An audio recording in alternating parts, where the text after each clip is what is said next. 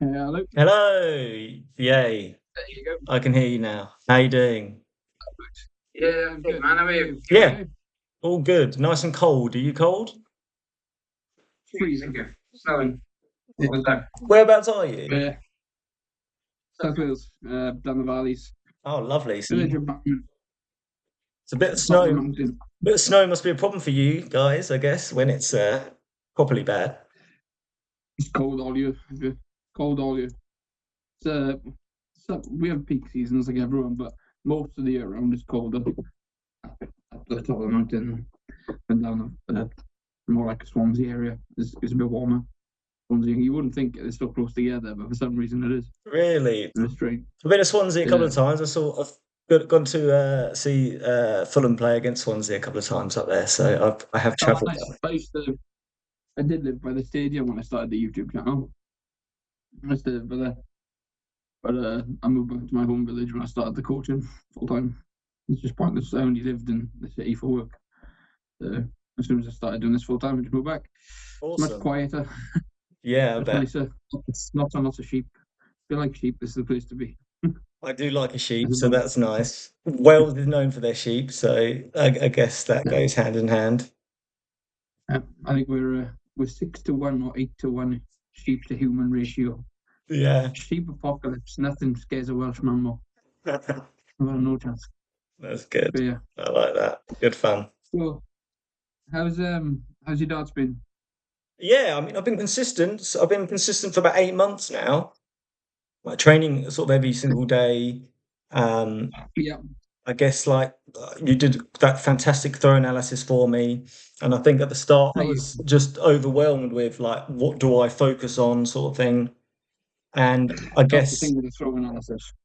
It covers absolutely everything. So you've got to pick and choose what you do and when you do it. It's usually people have it to start sessions, before they start getting sessions. But it's good to try everything. Spend a few weeks just trying everything bit by bit and just see what you're gonna struggle with the most. Then I would start going easiest to hardest. yeah. you know, just try to so you're not thinking about too much when it comes to handling the tougher elements, which normally the follow through. The follow through is probably one of the most misunderstood aspects of the throw in the sport, possibly in any sport. If you look at some of the advice out there, but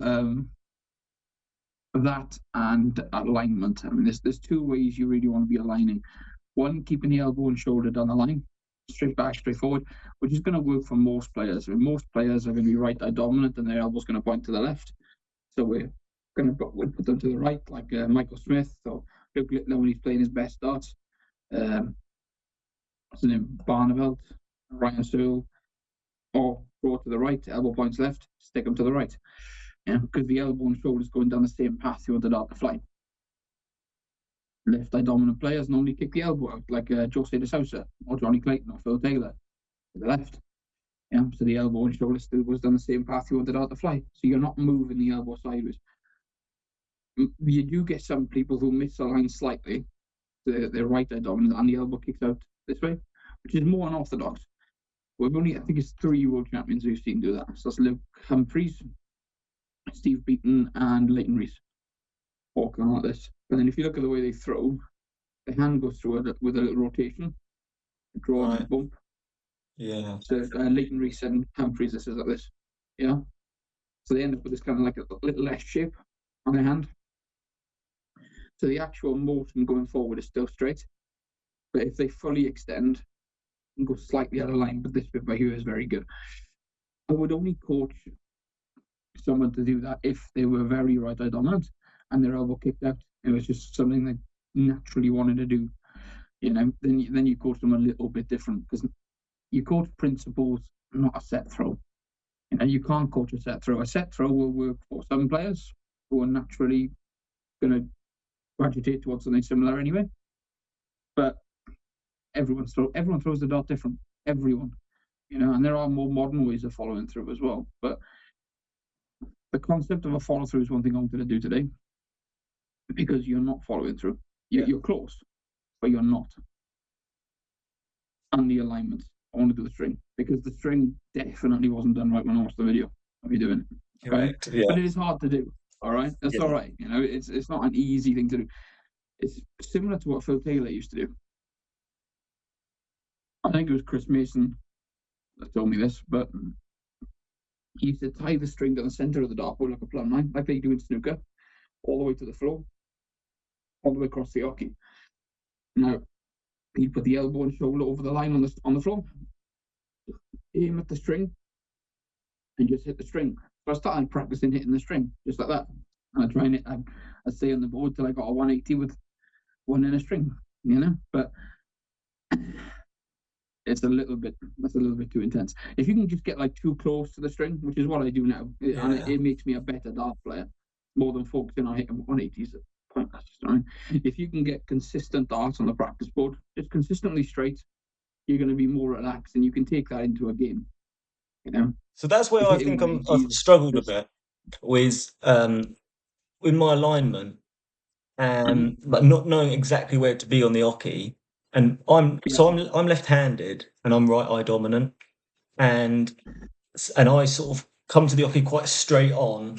And if we look like down the camera here, I'm like, my elbow does come out a lot, and you pointed this out in the throw analysis. And at that time, I was trying to tuck it in a lot. And in doing that, when I was drawing back, it was coming out naturally. And then I was sort of trying to correct it. And now I've sort of lent into it where I'm sort of not sort of worried that the elbow's out, and I'm trying to sort of just become more consistent, if that makes sense. You do have to listen to what your body's telling you. And there's normally, if there's a massive elbow, we'll look at the angle on that together to see what it's like. If the angle is very extreme, then you're trying to flick like this, which is a little bit too extreme for most players to be consistent with. Okay. So you have to kind of listen to your body whilst also changing a little. If my body naturally wants to do this, then I might try to take it to this. That's not too much of a change. Yeah. I can learn. That's something I can learn. If I try to go from this to this, I'm going to fail. It's completely against the grain. It's not what my hand-eye coordination naturally wants me to do. You know, so you do have to. There is give and take, of course. There is. You coach every player differently. If your elbow is naturally kicking up that much, then I'd take it to the left. To the left of the oche, and that's the left, as in facing the board. You're like to the left of the, like as you're facing the board to the left. Yeah. Okay. Yes, the left of the oche is a little bit like stage left. When we say the left, it's always the player is to the left. So if you're watching the show, stage left is actually to your right. Yeah. It's so it would always be the left hand side of the oche when I say left. For the player, not for me watching. Yeah, got it. Okay. It's funny you say that, because I've actually become, where I'm at the moment is slightly centre right. Like I'm slightly centre right at the moment. Yeah. And like I've got the string on the board now, and I sort of put it onto my elbow, and for me to be like lined up, I need to be slightly to the right, if that makes sense. But once again, I don't even know if I'm doing it properly. You're not, because you're putting the string to the center of the elbow. Yeah. It needs to be to the center of the armpit, and then you manipulate the elbow. Right. By changing the body position. That's what you got wrong with it. Yeah. Yeah. So if you were to extend your arm straight, you were never going to be down the line. I'll show you again, then we'll do it together. Yeah. Okay. Okay. And also, I don't know if it helps at all, but when my darts, so if my darts are going to miss the 20, which obviously happens all the time, they're far more likely to hit the 1 than the 5. So I'm obviously with the hand shape. That's probably more to do with the hand shape. Okay. So if you, as a right-handed player, if you're hitting a 1, you're probably rotating too much. Right. Okay. Are you trying to do this a little bit? Like continuously do this when you throw? Yeah, I'm inconsistent with my follow through. I would say that when I am trying to sort of feel like this. I'm trying to. Yeah, that's exactly what I don't want you to do. Really? Because okay. If you look at the way you just gripped the dart, okay? Yeah. You gripped it very close, so the palm of the hand facing. Grip the dart, okay? Yeah. Aim it at me. Yeah. Okay. So the palm of the hand was kind of facing over there when you just did it. How would you normally aim the dart? Aim the dart straight at my head. Go back. Okay. Put this sort of an angle. So as you're going through, you have to try and keep this part of the hand the same, consistent all the way through. Okay. So it would look, just make myself a bit bigger, the recording. Okay, so rather than trying to do this, which means you're going to have to rotate the elbow a little, you're going to try to keep it like that. Okay. Because as soon as you start rotating inward, it's so easy for the thumb to slip under the dart. And what you'll see, it's a little bit misleading. What tends to happen is something like this. And the dart kicks. It actually spins the dart off into the ones and the sometimes even the 18s. It's really bad. If there's elbow movement and they spin, then it'll go to the 18s. Okay? But we are putting the string low center of the dartboard, tie to the 3 on the numbering, or use a dart to plug it. And then bring it to the oche. Now, the reason I do it this way rather than the Phil Taylor way is because we can use it on different parts of the oche, which is far better. We want to be able to use it for different players with different hand-eye coordination. Okay, so the way you were setting up, when I watched the video, you were putting the string to your elbow like this and trying to keep it on the line.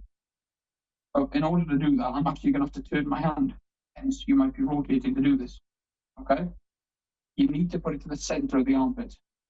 Now, if I keep it to the center of the armpit and my elbow's out, every time I extend, keeping the elbow still, I'm going to miss the string. Which is why I would put you more to the left. So it starts like this. The more player goes to the left, the more the elbow can stick out. Okay? Like this. And so you see Taylor, DeSouza, Ronnie Clayton, something like that. But if I was to keep the same body position and stand to the right, that's the go up the string, which means I can put the elbow in more. Like that. So that becomes straight. But if I try and keep the elbow in to the left of the oche, I'm going to miss. So the only way I can hit the target is to move the elbow sideways or twist the hand. And we see a lot of amateurs do is a little bit of both, a bit of hybrid. Like that. Yeah, that's probably me. Yeah, and as soon as your hand kicks too much to the right, if your fingers are kicking right, like this, you're more susceptible to missing to the 5, the other way that people expect. People seem to think that pulling a dart means if I pull it this way and then if I pull it this way and then I want. It rarely works like that. Very, very rare. You'll hardly ever see it, even with amateurs. Because if you were pulling the dart that much, it would be so violent, it's hard not to feel you doing it. You'd have to really push from your shoulder and pull the dart over physically. It's rare, really, really rare. I've hardly ever seen it. Yeah. It tends to be more missed like this. So if you rotate like that, your dart is going to want to go over to the 5, just under the treble 5. If I kind of kick the hand the other way, it should want to go to the 1, which is almost 1 in the 1. First one I threw okay. The second one I rotated. The next one I kicked the hand and it's almost in the 1. That button. Quite often it'll go there. Make sense? Yeah. So once we start getting the string right, that's the next piece of the puzzle, is keeping the elbow still, so it stays over the string for the entirety of the throw, and keeping the hand straight, which is very difficult. So normally I throw something like this. Something like this. So I choose the center of the oche because I'm using my left hand. It never made much difference. I really hate the right of the oche. Now I've developed some hand-eye coordination. But when I started with my left, there wasn't any. I was so talentless. Therefore, I'll stay in the middle. Keep the board symmetrical. Have some sort of advantage. But if my elbow wanted to do one thing or the other, then I would have worked with that instead. Okay, so I'm going to try and keep it over the string. Just like this. I'm going to try to keep my hand down that line as best I can. The better you get at keeping the hand straight, and the better the grip is. I slightly misgrip that, and I almost whisper it's still in the 20. Wow, that's with your that's with your left hand. Yes. And you're right-handed. You play right-handed. No, I'm left-handed. I've been playing left-handed for 10 years. It took me 3 years to hit the board with left. That's incredible. Thank you. Yeah, that's why I became a darts coach. I still played really well last night. I had a 15 darter in my singles. Missed a 9. I had a really good night last night. 8 180s. But Wow, that's how many 180s I've hit in total. yeah, I did play for a good. I 1 in the morning, just practicing for 10 minutes, trying to make a YouTube video. And then I went out and I hit 7 when I was playing tens and then a couple in like practice games and after it, and then I hit 1 in a game as well. But I almost hit a 9 dart on the practice. What I was doing, I went treble 20, I had 280s, and I wired the treble 20, hit the treble 19, and wired the double 12. I was like, close on 2 of them. No way. Amazing though. Great even to get that close though. Time, you know? Yeah, I have hit it a few times, but I haven't hit it in that pub. So I really wanted to do it. Oh my goodness, But in the pub as well. That's the best place. That's the best place for a 9 darter. Wow. 100%. No, that's the pub I grew up in. I always wanted to win that singles league, and I did. I won it the last 2 years. Oh, nice one. But it's some very good dart players though. Like on a Tuesday night, we've got Mark Challenger, who's World Cup winner for Wales in the WDF system. Top 4 in Wales. I think he's been number 1 most of the time in the last 3 years. Dewey Bynum's another Welsh player. And then you got me and Kieran, we're both sort of 70 averages on a bad day. 85, 90. We met Tuesday night. Me, Dewey, and Kieran played, and we all averaged around 90. It must be the best pub league in the country. It was when we play well and we all turn up. Sometimes we're missing players, but yeah, we win most things most years. Yeah, fantastic. Yeah, and on a Tuesday, yeah, we don't lose many. I don't think we've lost a game for 2 years, 2 or 3 years. But it's a hell of a team. But I'm quite lucky to have them as teammates as well. But you're trying to keep it like this. We're going to look at your hand shape. Flip and fold. Flip and fold all the time. All right? We're going to try and take some extension. So we're going to get you doing it. I'll do an assessment once you're through. So we'll do a little bit of couple of notes. I might go quiet when you're actually trying to do it. But it should look like this. So if I come more to the right of the oche as a right-handed player, left when I'm using my left, I'm going to be a bit more side on, and the elbow's going to come in more. I'm pointing the elbow under the double 3, 20. Come more to the centre, bring my chest a little bit more forward, elbow under the double 3, 20. Over here, now my elbow's I'm going really fast. So the double 6 is there. So I'm exaggerating this, okay? It's really far away. But stick the elbow right out, really front on, double top. I hate that side. But yeah, I was so far away, I went really high. Trying to think it would fall down, but it didn't work. But very, very hard to do. But that's the alignment. So those are three of the most common ways of alignment. You will see that one player who misaligns like Humphreys, so stand in the centre, point the elbow to the double 19, but then they have to throw at this kind of an angle. So you need a grip that allows that. My old grip could allow it. I don't know if I can do it anymore. That would be more like this. Something like that. So you end up with this kind of S shape. A little bit of an S shape to it. Which is a little bit strange, but you get a lot of good dart players that do that.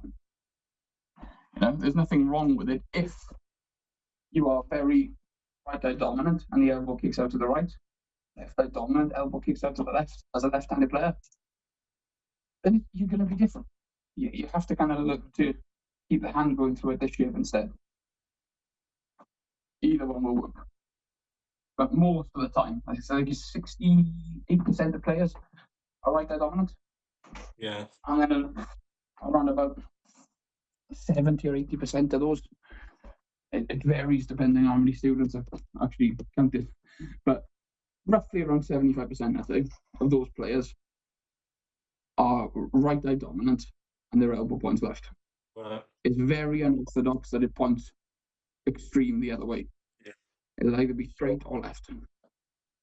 Yeah. When you work out the alignment, like where you should be when you're sort of throwing at 20s, when you're throwing at doubles, should you be moving around the oche? I've been given different bits of feedback, really. Okay, that's a really good question. Now, and that really, every player is going to give you a different answer.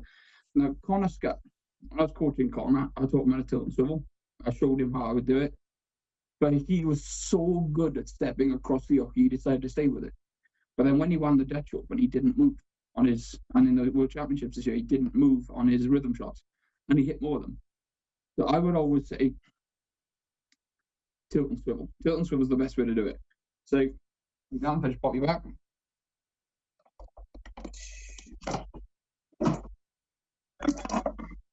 This is why I use a tablet, a massive tablet.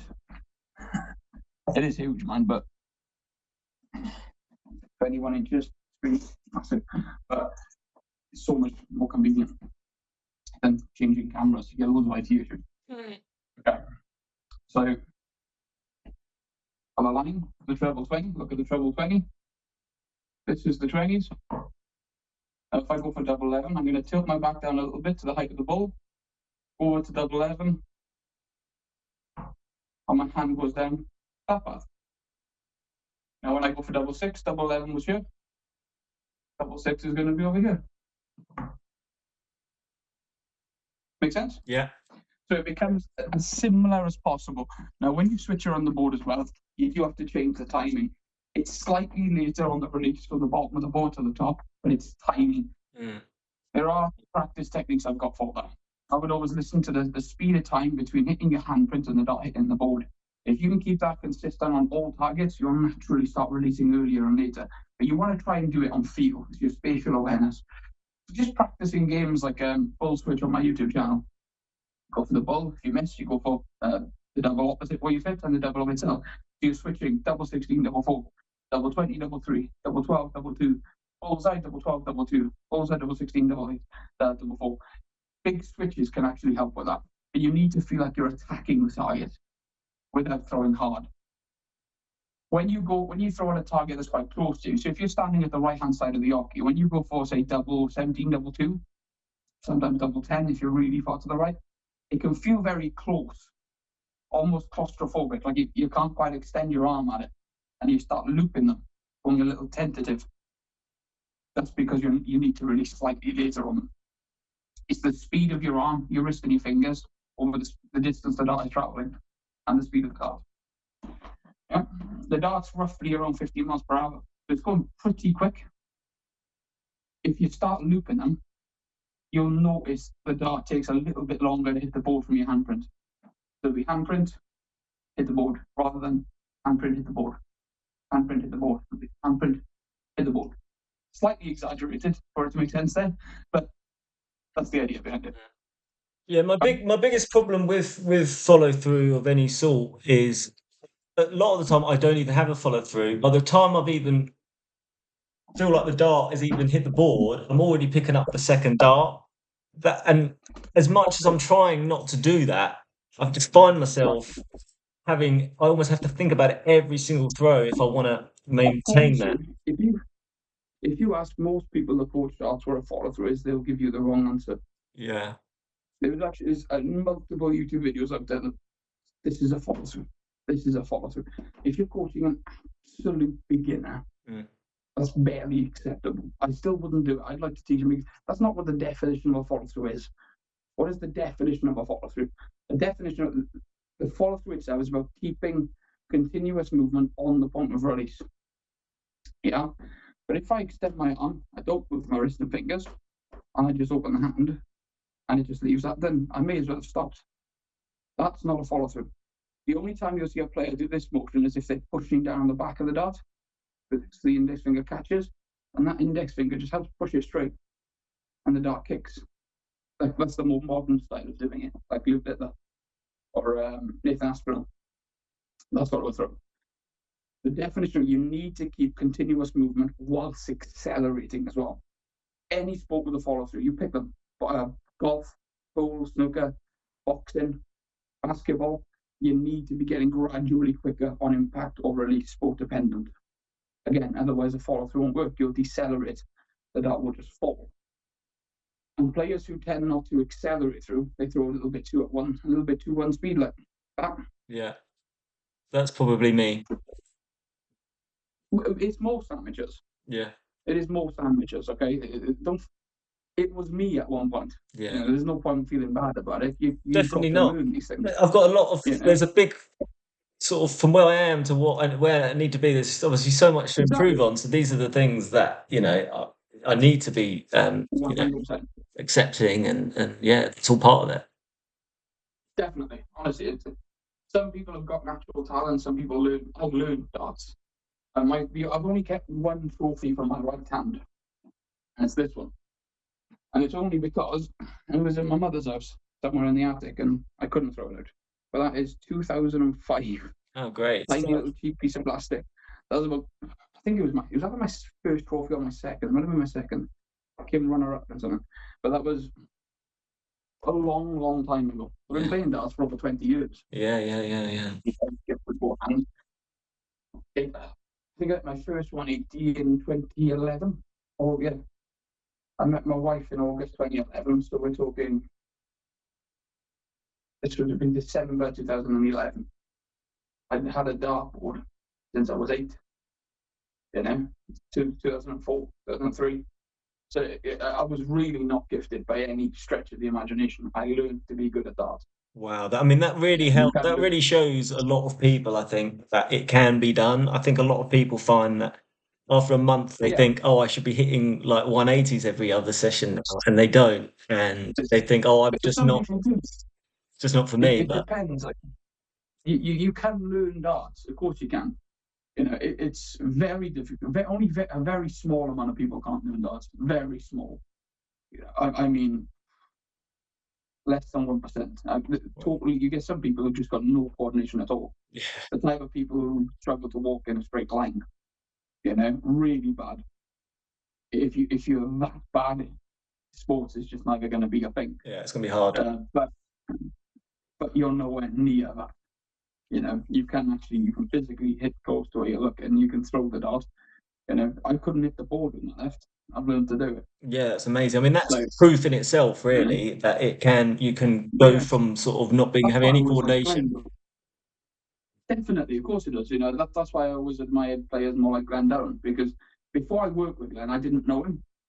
I was just I liked watching him play. He was in one of my videos, top players to replicate. Now, he was in it because he's quite mechanical, because he's learned to throw a dart. He didn't win his first tournament until he was 42. He was playing in the BDO in like the late 80s, early 90s. And now you're used to it. He played darts for a long time. He didn't average 100 till he was in his 40s. Wow. Hard work pays off, huh? Then he beat everyone in the world worth beating.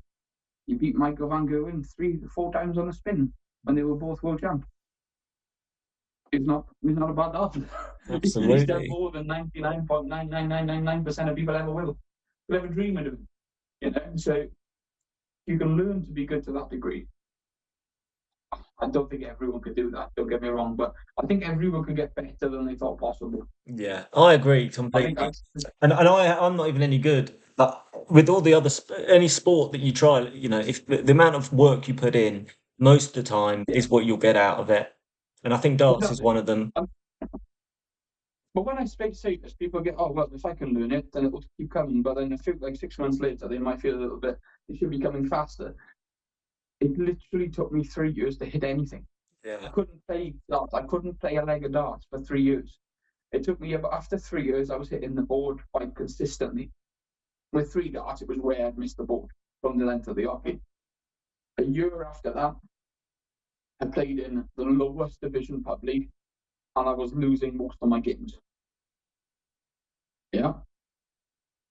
I was probably going out in over 35, 38 darts, quite good, 36 darts or more consistently. 30 or 40 dart legs.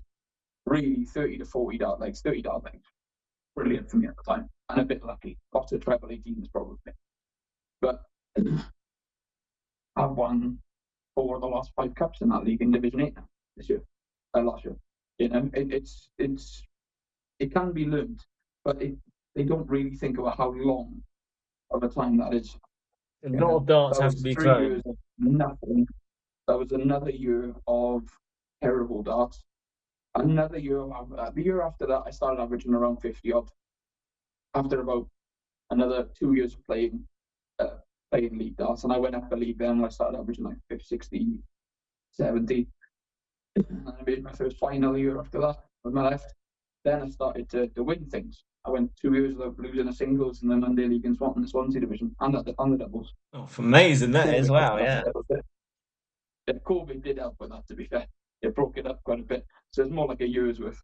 But you know, Just from going from 35, 40 leg, when you started start leg to that, it really shows that it might take a long time, but the amount of darts you throw will end up with good results if you keep going. Now I coach like 100 hours a week, so I don't get to play as much. But and it's either going to be a 70 average, like high 60s, if I'm absolutely terrible. Like last year I had arthritis in my hand really bad. Yeah, I still have it, but I've taken my grip to do the play with it. But 70 on a really bad day. Wow. Most of the time it's going to be high 70s, mid 80s, something like that. And then I get that off day where I average 100 like last night. Fantastic. And I just hit everything. But that doesn't come around as often as I'd like. But there was a patch where I played 3 legs and averaged 124. I just hit everything, absolutely everything. Amazing. Cool. You look limitless, 11 data, 15 data, and something else. But it was awesome. But that's when it clicks. It just happens. You get days like that, where it just happens. Everyone does, and it's all relevant to your level of ability. I'm not that good of a dart player. That's just my A game. Yeah. You can't chase your A game. I can't wake up today expecting to do that. Absolutely. If I did, I'd play with expectation and I'd fail. Expectation was the worst thing in darts. You just try too hard. But yeah, go back to the follow through. Yeah. This is a follow through. So you're keeping the wrist and the fingers moving whilst getting gradually quicker. So if you look at players like Dave Chisnell or Johnny Clayton or Barneveld, Lisa Ashton, none of them do this. And they're all very good at darts. And if you go to any local darts tournament, you'll see lots of amateurs doing this. And they're not good at darts because they think they're following through. They're not actually following through. Yeah? Technically, this is still a follow through. Right? This is what I do when I throw the dart. It's a flick and a fall. But if I just flick, so I'll try not to use push my arm. I won't move my arm at all. I'll work as hard as I can to keep it still. That is still technically a follow through, as long as I'm getting gradually quicker. There we go. It took me a while to get them straight. It's harder to keep them straight. The arm extension helps with most players. Most, not all of them. If you tell Raymond van Barneveld to do this, he's not going to get better. I promise you. But it's a bit harder to keep straight. But when you start fighting, it only took me 2 darts to get back in the treble 20. Wow. Because I'm still following through. It's still a follow through there. It's just a little bit harder for most players.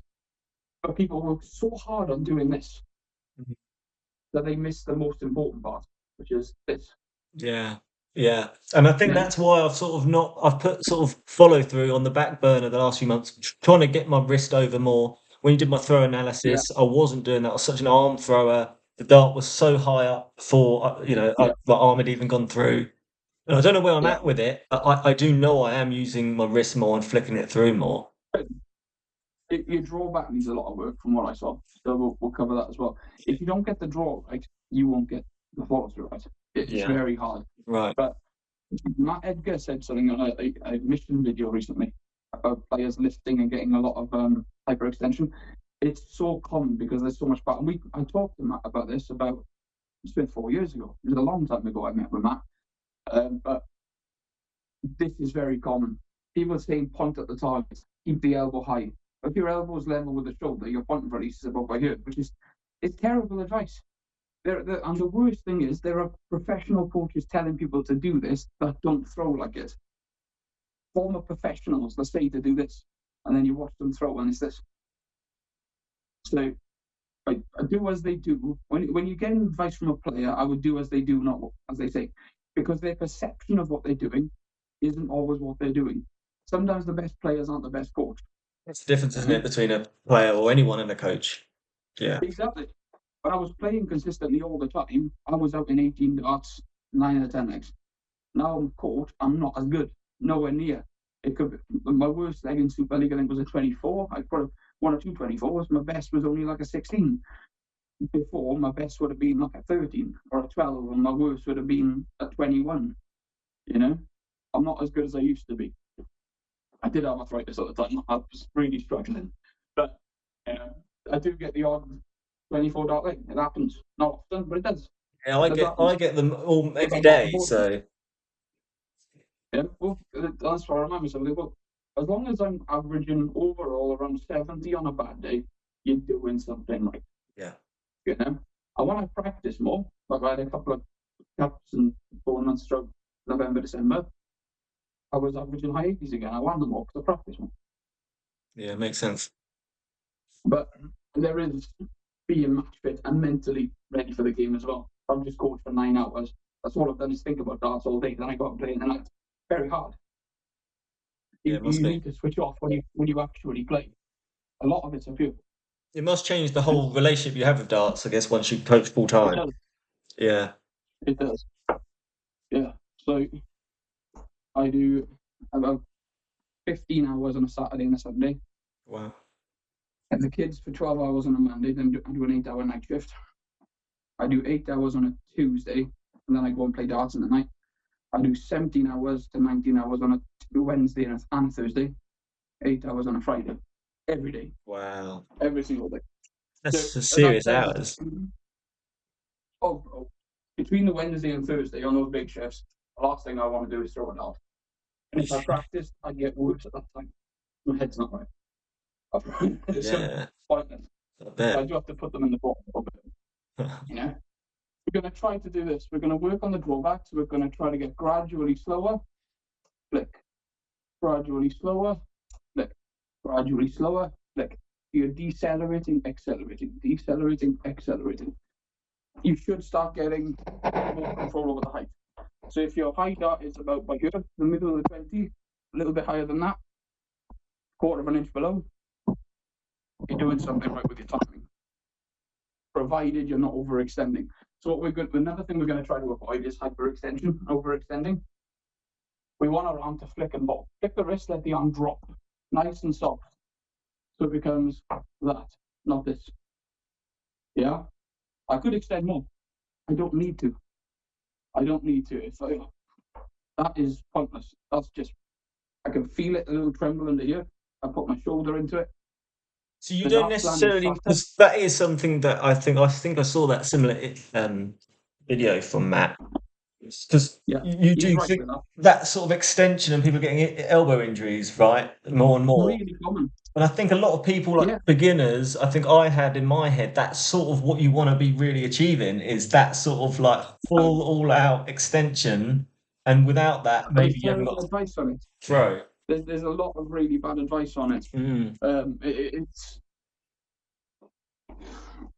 a follow through in any sport. If you like I said, if you want to extend, but look at play. In fact, we'll look at what Matt said. Look at examples of professionals.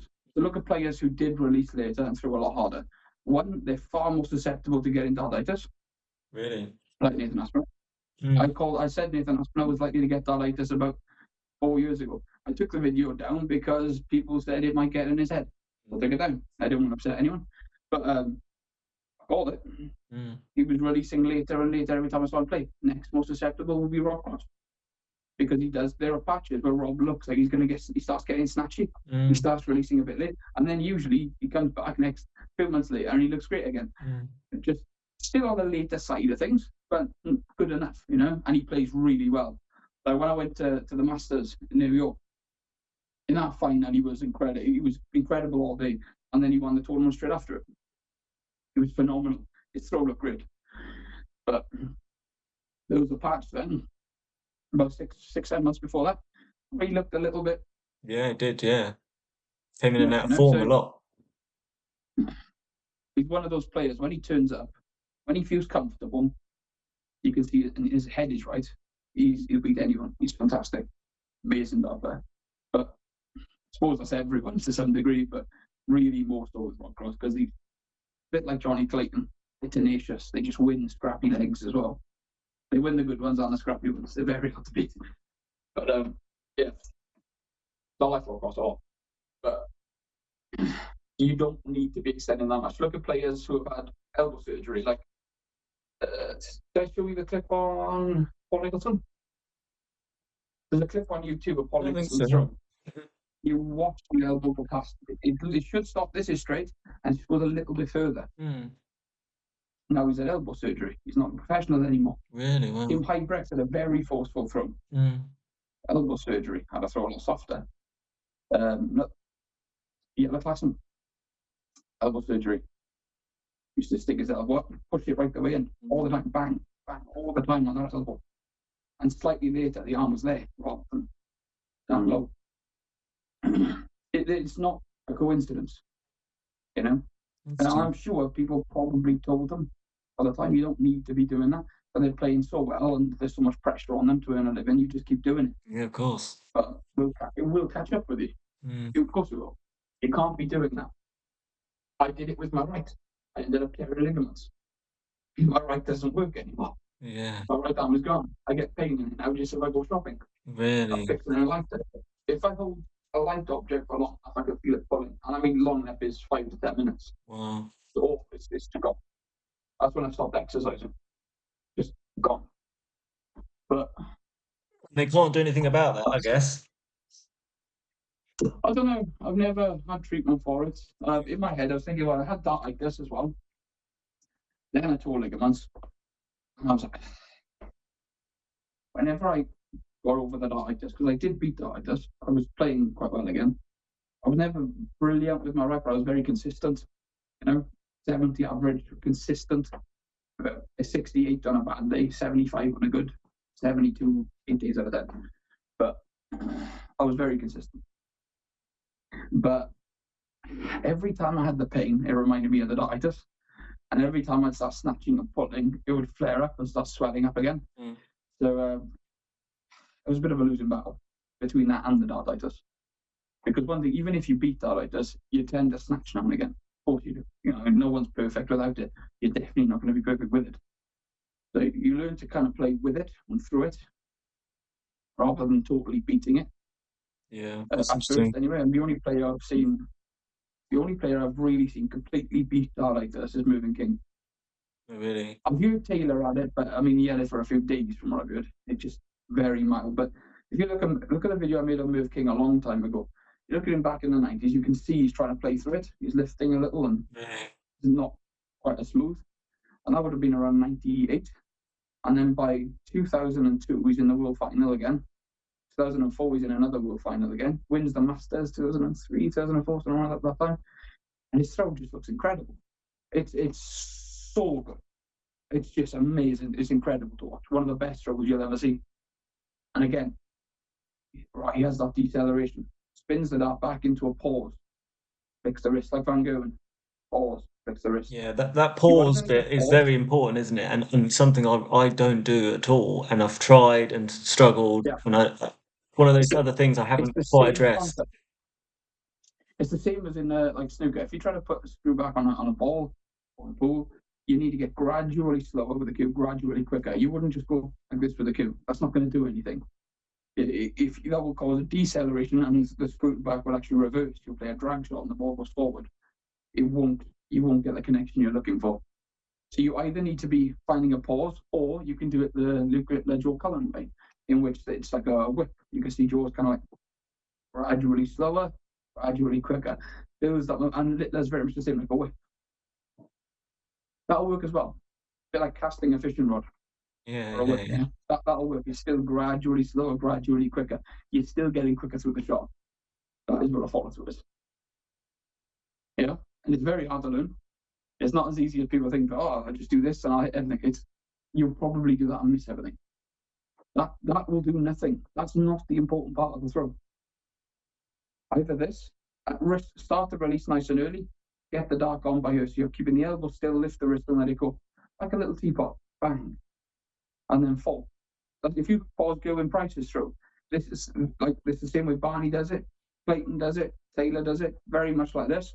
If you pause and it looks like Gerwyn Price does that quite flat. But if you go through it in slow motion, you'll see this little shape before this. Or the littler way, the littler aspirant way, which is very good as long as you don't lift the elbow too much, because then you start releasing too late. But you can release a little bit later with this, a little bit later. You're going to move the back of the hand, the fingers come up a little bit taller, and then you push down on the back of the dart with the index finger. So you keep a little bit of contact, and that kicks the dart. So the dart flies at an angle like that. Point goes right up in the air. So you're using a bit of some basic physics to your advantage then. By trying to get the dart to leave the hand at this angle, the air hits the flight, starts to lift it. And as it becomes more front heavy, the dart lands up. Now, when this takes effect, it actually lifts the dart quite a bit, about an inch or two more on the dartboard, which is why people get so confused as to why a heavier dart can sometimes make the dart go higher on the board rather than lighter. If you kick the dart like this, it will. Like Wayne Warren, when he won the World Championships, his darts were always going low 2 months before it after a car accident. He went up 2 grams and he started getting above the treble and in on the world title. A 90-something odd average for the whole event. It's very good. But it's because his dart does this, kicks and lands up. So that weight shift, having that little bit of extra weight in the barrel increases the amount of shift. And that's why the dart goes higher. If the dart travels flatter, it's different. It's more basic, like the dart can be easier to get higher. But for most players, that weight shift, you're using the weight of the dart to the advantage with that style. So if I hold this right on the shaft, back on the shaft of the dart, and I'm just going to push down like that. That's another way. It's more of a downwards motion. And the dart lands upright. For 20, we angle on the dart, kicking up. 19s, still kicking up. I do that a little bit when I throw all the time. But that was more of an extreme example than how I would normally do it. Mine is not quite kicking that much, not mine. Mine is like this. So I kind of flick a little, but my wrist moves a tiny bit more. So it's not quite as, I don't use the weight of the dart as much as the Littler and Aspinall. But that is why if you look at Littler hitting double top, there's a really good slow-mo clip of him hitting double top. The dart lands right up in the board, sitting perfectly. He's very short, and his arm's never up there, down there, about by here. He's never doing this. Just pushes down on the back, the dart kicks, straight in. It's really useful for teaching children who have very good hand-eye coordination and people who are shorter. The Target Elite team in China, I made videos for them through Target before. Very useful. That type of technique is what I would do, because the children, again, they feel more need to lift. They're more susceptible to hyperextension, and we're seeing a lot more children get arthritis. Really? Obviously, there's more children playing as well, so you've got to take that into consideration. But there's that sort of pressure on children as well. Yeah, I actually don't know if darts is that healthy to be playing competitive for young children. You know. So everyone wants their kids to be the next Littler now, so they're all going to be working hard, locked in their rooms, and not allowed to leave until they hit a 180. Yeah, it's mental. It is mental. You get loads of posts on like it's going to be the next Littler. Just let them enjoy themselves. Yeah, exactly. Just let them. If I coach a kid, I just want to make sure they're comfortable and they're enjoying it, and they're fairly well aligned, so that when they get older, their throw can change and evolve into something better. But you don't want to push them too young. No, I think if you can help, if kids like darts and they want to play, fantastic. You can help them with like technique. I think learning techniques when you're a child is much more superior than trying to learn things when you're an adult. But it's the pressure, isn't it? It's like expectations and things like that. And the technique is different. The technique is different when they're smaller. Like I was coaching an English international who's a coach when he was a child. He's a very good dart player. And he's gone through a bad patch again, so he's come back, and he started with 17 now, 16, 17, taller than me probably now. But when I first started coaching him, his technique would need to be a little bit different because he's shorter. His dimensions are different. The same principle, same concept. It's just he started lifting too much, started hyperextending, starting to get a little bit twitchy, snatching a little bit. The timing of the throw had gone. But that happens. Everyone goes through that at some point. Everybody does. You've just got to work on the timing of the throw. Gradually quicker, find the pause. Elbow still, just flip the wrist. If you get that wrist back properly, so that there's a little muscle contraction in the back of the hand, the wrist isn't tight. If the wrist is tight and you try to force it, it's going to be too slow. you can get tendinitis from that. But if there's a little muscle contraction, by the time you hit the end of the draw, I should be able to hold that there for ages. Absolutely ages. I can look at you and just still get that momentum. I'm just going to lift my wrist. And that's how easy it is when you get the draw right. It's really not. It's very hard to learn, and it's hard to keep calm, because when you try to teach people that, you see anxiety come out in different ways. Sometimes they'll bob a little bit. Sometimes they'll draw back twice. They'll draw back, stop, and they'll do another little draw back, which I think you might do. Really, yeah. Yeah. I've tried to experiment a little bit with that, with sort of, that sort of, I don't know what you call it, that sort of feint or fake throw, like that sort of bit, and then whatever you call that. Yeah. I've tried experimenting a little bit of that. I thought maybe it's just quite hard to sort of change a whole throw for like sessions just to experiment, if you know what I mean. Like sometimes you're like, oh no, this isn't going to work because it didn't work for a few throws, and you're like, won't bother with that. Where maybe I need to experiment for longer. Consistency in your body as well. Like your draw back length will vary a little bit day from day, and hockey to hockey. Okay. It will do. Your timing's never going to be perfect every day. The timing is so advanced. If I work with a professional, I've worked with 35 players at international level and above now, 11 to account holders, and 99% of what I'm covering with them will be timing. Really? The timing of the throw is very, very advanced. Yeah. And if we can get yours a little bit better, so there's a bit of a follow through, that's what it's about. It's not about being perfect. It's pointless you trying to be perfect. If you can get it as good as you can, learn to play with it, start getting more consistent results with it, and keep on top of it so it's not getting worse. Keep it the same level all the time. 6 months later, do the same thing, but I'll just push you harder. I'll just push you a little bit more. It's as and when you're ready. If I go back to when I first was throwing with my stand, took everything I knew out of my head right now and put it in then when I first started really studying the game and studying other sports. There is no way I would have been able to use the advice properly. Not the way I can now. And I'm still not using it as good as I'd like to. I know more than I can do. But yeah, it takes time. You have to build that hand-eye coordination. Do you think that's what? There's only so much you can push yourself mentally as well. And in terms of like, because I feel like I've got so many things that need to like improve on, from follow through to the drawback and the pause. Yeah.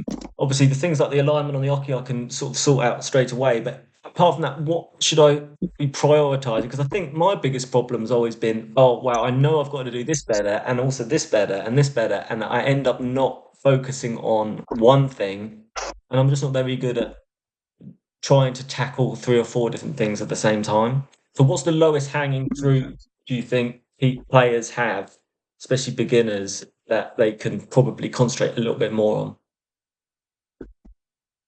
Do you know, it varies from player to player, right? Because so it depends on what the player, I guess. Yeah.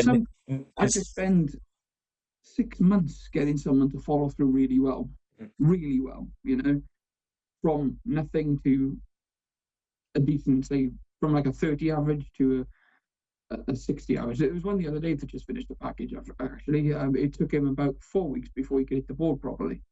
He just trying to get his wrist through. He was terrible at it. He was going to quit, but he was averaging 43, I think, was his average over. And I only look at averages, worst and best. So his best average was 48 over the last 3 or 4 weeks. His worst average was around 30. Overall was around 43. Okay, so that's an interesting point, actually. Well. So when you're looking at a player's ability or quality at any sort of time, and people like, I always say, like, averages aren't important. I mean, enough people who are much more experienced than me have told me that, so I always sort of stand by that. I think it's a nice indicator, like, for me on my little channel, it's good for people to know they're not about to tune into the next Phil Taylor. People get confused. Yeah. Averages don't matter in games, because, and I'll explain why in a minute, but with this player, he had gone from a bad day of 30, a good day of high 40s, an average day of 43, averaging over 58 consistently.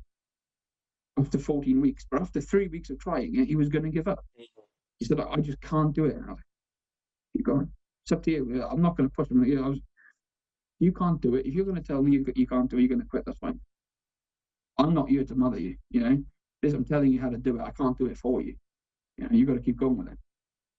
Yeah, whether you think you can or you can't, you're probably right. So there you go. And that's a lesson I learned at a very young age in darts.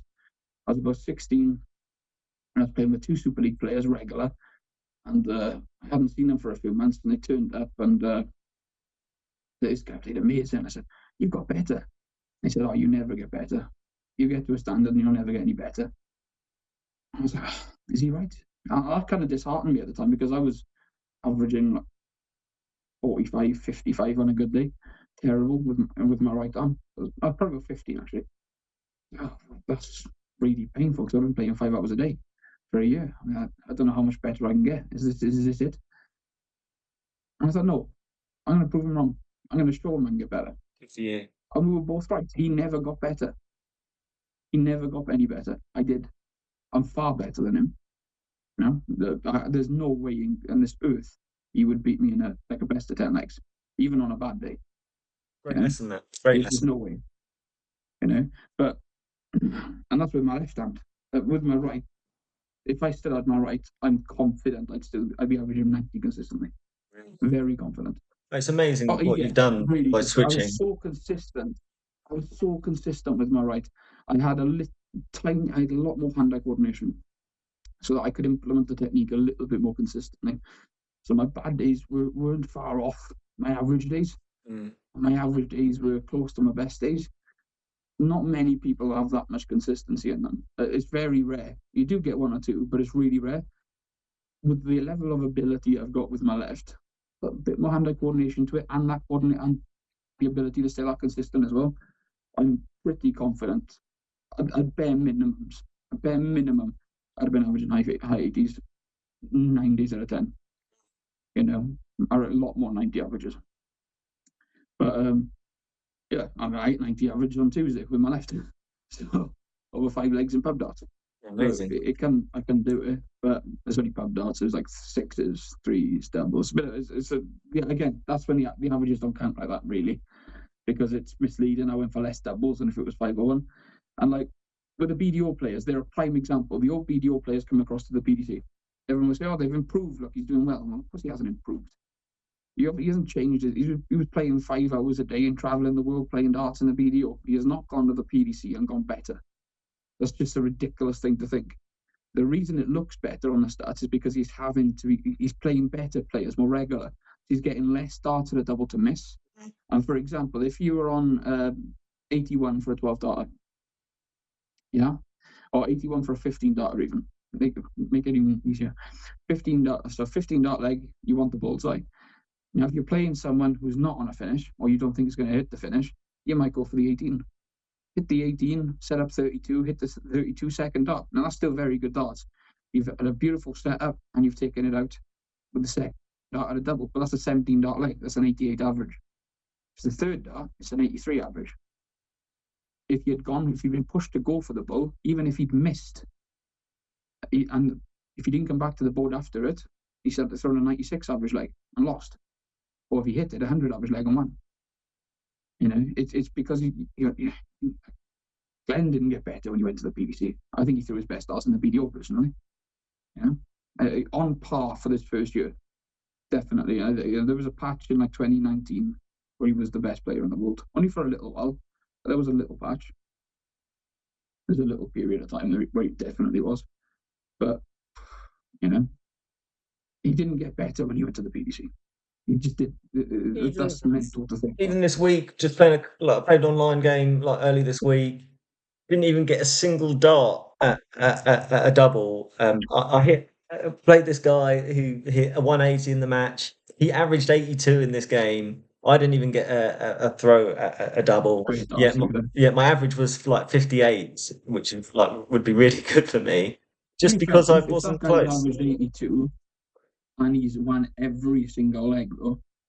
If he was playing someone who was pushing him more and taking legs off him, he probably would have been. He's probably like a 90 average player normally. Really? Wow, yeah. Yeah, Yeah, probably. it was impressive, yeah. Either he's had a storming game, way better than he normally does, or he's normally a lot. And I get that with players in other countries. I coach a lot of players in Iceland and Malta, country you wouldn't expect players. There's quite a few. Serbia. There's a dart spot in Serbia with all straight to the bug deal mats and stuff. It's really cool.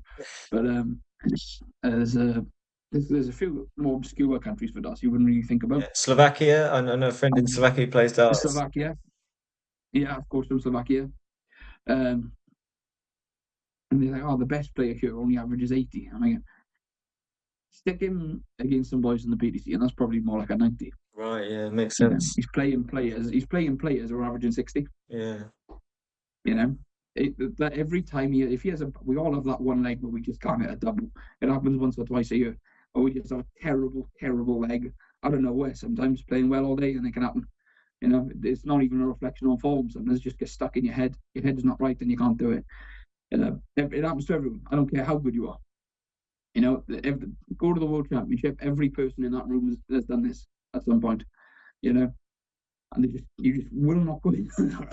Well, that's going to cripple your average. But if you're playing against a good player, someone else in the PDC, you're not going to have many chances to miss it. Yeah. The chances of you both having that terrible leg that cripples your average at the exact same time is much smaller. So people look at the averages in the UK. There's thousands of people averaging over 80. Like, yeah, there is definitely thousands of us, thousands of players throughout the world averaging 80. But some of those players would average a lot higher if they were in more competitive circumstances. No, that makes sense. It's not that the standard gets better, really, a lot of the time. It's just mathematically probable. Yeah. So with the averages, they're only really useful to look at your own game. Yeah. On the practice board, just as an overall indicator. Yeah. And sometimes your average is a little bit lower than you expected, but you've played well. If in your case, if you've had a day where your worst score's been 45, but you've hit too many 45s, it's not a terrible day for you. If you hit like 45, 60, 45, 60, 45, fair enough. You could have had a day where you've gone 180, 26, 11, and end up with a slightly better average. And that's the stage I'm at, really, is I'm trying to get just consistent, like less bad darts. I don't necessarily need, if I hit a lot 26s, that might not be the worst day. If I'm hitting like them, spreading them all over the board, that's when it's like an issue. That's how I see it anyway at this stage. Fair enough. You're in the awkward stage by the sounds of it. And again, unless you're God's gift of darts, most players have been through this. Even some that have gone pro, where your accuracy goes up, but you actually get slightly lower scores. Yeah. The average improvement on my package at the minute is 10 points over about 14 to 16 weeks. But there was one player who only improved about 3 or 4 points. That was my worst improvement. Well, actually, there was one player who didn't improve at all, but his head just wasn't right at all. He was so angry with his darts all the time. So I couldn't really help him. He was too angry. He needed I imagine that's quite common. Away from the game. I can imagine that's quite common for a lot of players, especially. But really, I guess the first sort of few months they'll realise whether or not it's for them if they can't sort of keep their. It's more common with Super League players, believe it or not. Really? Like players who are at a level where they know they can average 70 plus, but they keep getting 50 odds. Right. But a lot of the time, it's just their mindset's just not right at all. They're concentrating so much on hitting the big scores all the time that they keep getting treble ones and treble five. They try too hard for the height. Will that harm their sort of progress because they're so harsh on themselves? Massively. Yeah. Massively. Yeah. Massively. You've got to be kind to yourself at times. There's a time for self-reflection, but actually kicking yourself, throwing your darts all over the place and booting things, spilling drinks. There's no time. I've got no time for that. You do have to grow up. Like on a less extreme, he's getting a lot better now. But Kieran used to be one of my doubles partners. Terrible. He was terrible, but we lost in a doubles tournament once and he flipped the full table over. Just absolutely awful. But I mean, Kieran can average 90. Right. The first round we averaged around high 80s, low 90s. We played really well. We've won many tournaments together in doubles. But yeah, he miscounted threw like three bad darts at a double that he didn't want to leave, and his head just went. But he's never won a singles tournament. The only tournaments he wins so far have been in doubles because I keep him in check. I was going to say, yeah, that one. We're close enough that I can tell him off a little bit and calm him down. You need something like that. Take him aside. Get outside. Just get outside. Spot your head up. You know. When he learns to do that for himself, he'll be a better player than me. He'll win. He'll take my titles off me, my local ones, no problem. No problem. It's a real mental game, this, isn't it? Like, we could talk about technique all day, but the mental side is so significant. Even though it's just you against the board, it is you. So it's never you against the board. Isn't it? Every game is different. Honestly, every game is different. But that's what I love about it, because it, if you just look at it from the outside, it's, for me it's like the purest sport. You're just throwing this arrow at the board. That's all that's going on, but it isn't. There's so much so many things going on apart from that, and also everybody is, even though everybody's trying to do the same thing, everybody's got the same parameters, everybody's got the same variables. Everyone's different at doing it, and that's also what I find amazing. It's trying to get your head right so you can play consistent to a standard without trying hard in a game.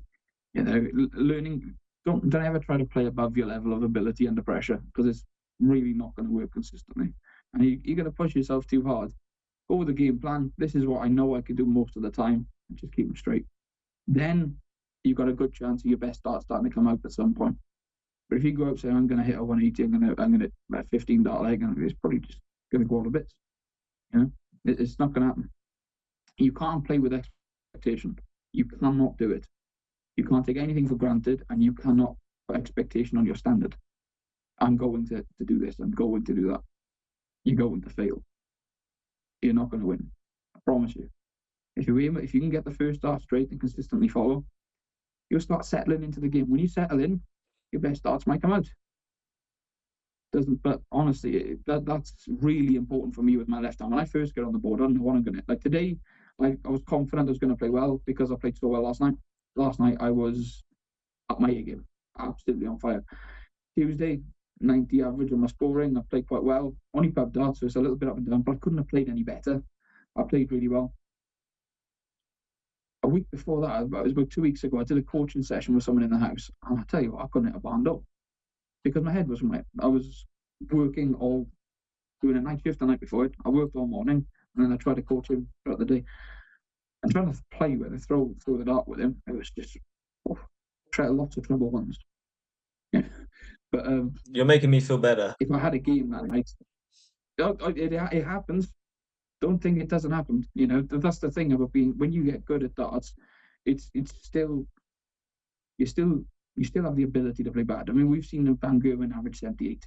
Yeah, it's crazy. If Van Gerwen can average 78, I can average 60. Right, it can happen. It's very, very rare, but it can happen. It can happen.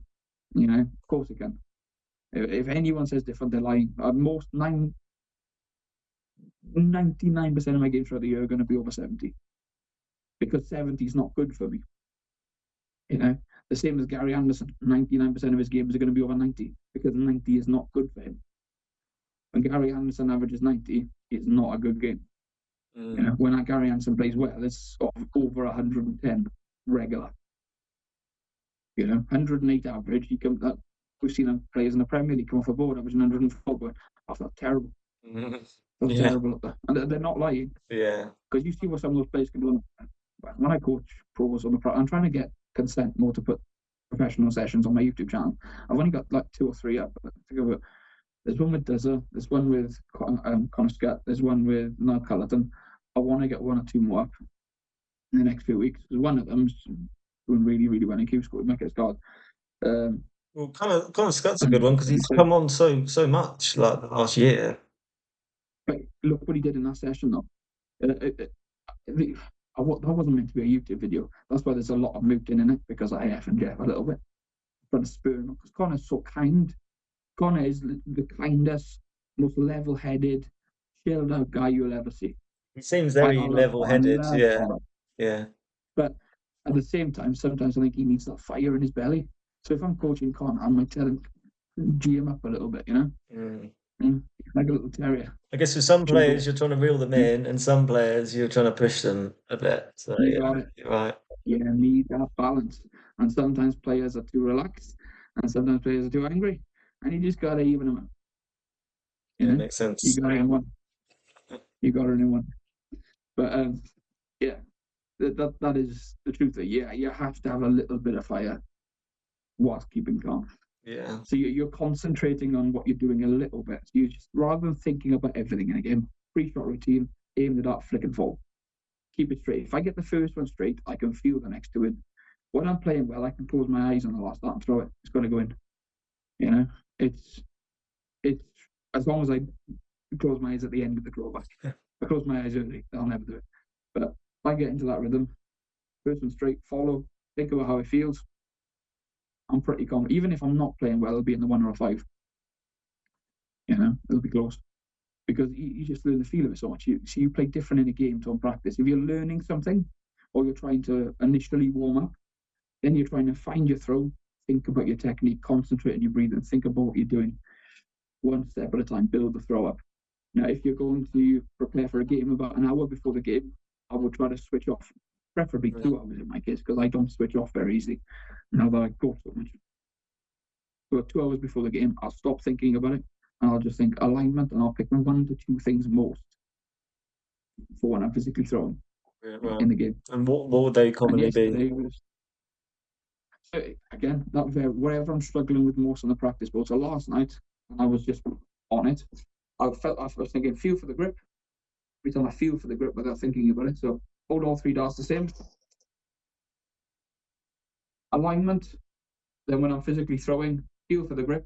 And I was making sure my shoulder and elbow were down the line. And then I was just feel. And it was just walloping them in. It was mental. Last night was some of the best art. Was the best I played this year. Only in January. It's a bit early. But it could be better than anything I played all of last year. It's fantastic. Probably was. It was a good night. Probably was. Probably because you were looking forward. You knew you were going to speak to me today, so you felt fired up. Exactly. I guess. Exactly. Yeah, it's got to be it. But 2 drinks helped as well. Yeah, that does. A few drinks. That always helps. Yeah, it does help massively. I hate playing without drinking me. Really, you hear this is quite common. Really, I'm glad I've sort of never really played enough with a drink. Obviously, every now and again, but most of my time I'm just playing at home and stuff. So I feel like I don't. Yeah. You know, I guess a lot of players, especially in the good old days, would have been sort of played 99% of their darts down the pub. I remember being Andy Fordham after he lost all his weight. Obviously, really? yeah, That's awesome. yeah, quite a long time ago.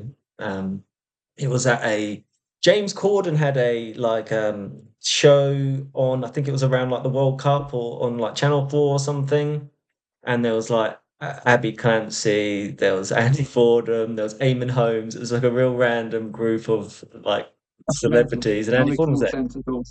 Yeah, so I got to meet him. He's a really nice guy, actually, and it was when he'd like gone through a lot of weight loss at that point.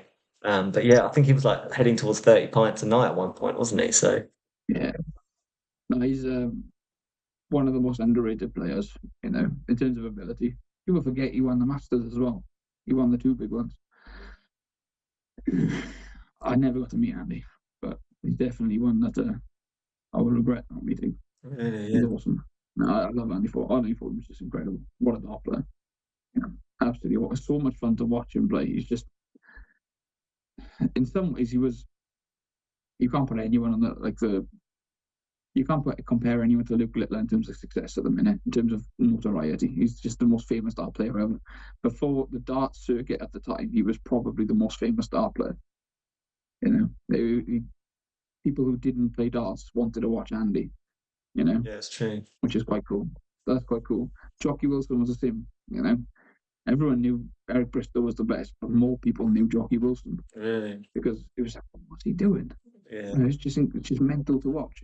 And Andy Ford, and for other reasons, he was so big. It was like actually watching a giant throw a dart. And it was because even though he was quite a methodical player, slightly slower than some, but methodical, it always looked really tense when he played, especially when the lakeside was quiet.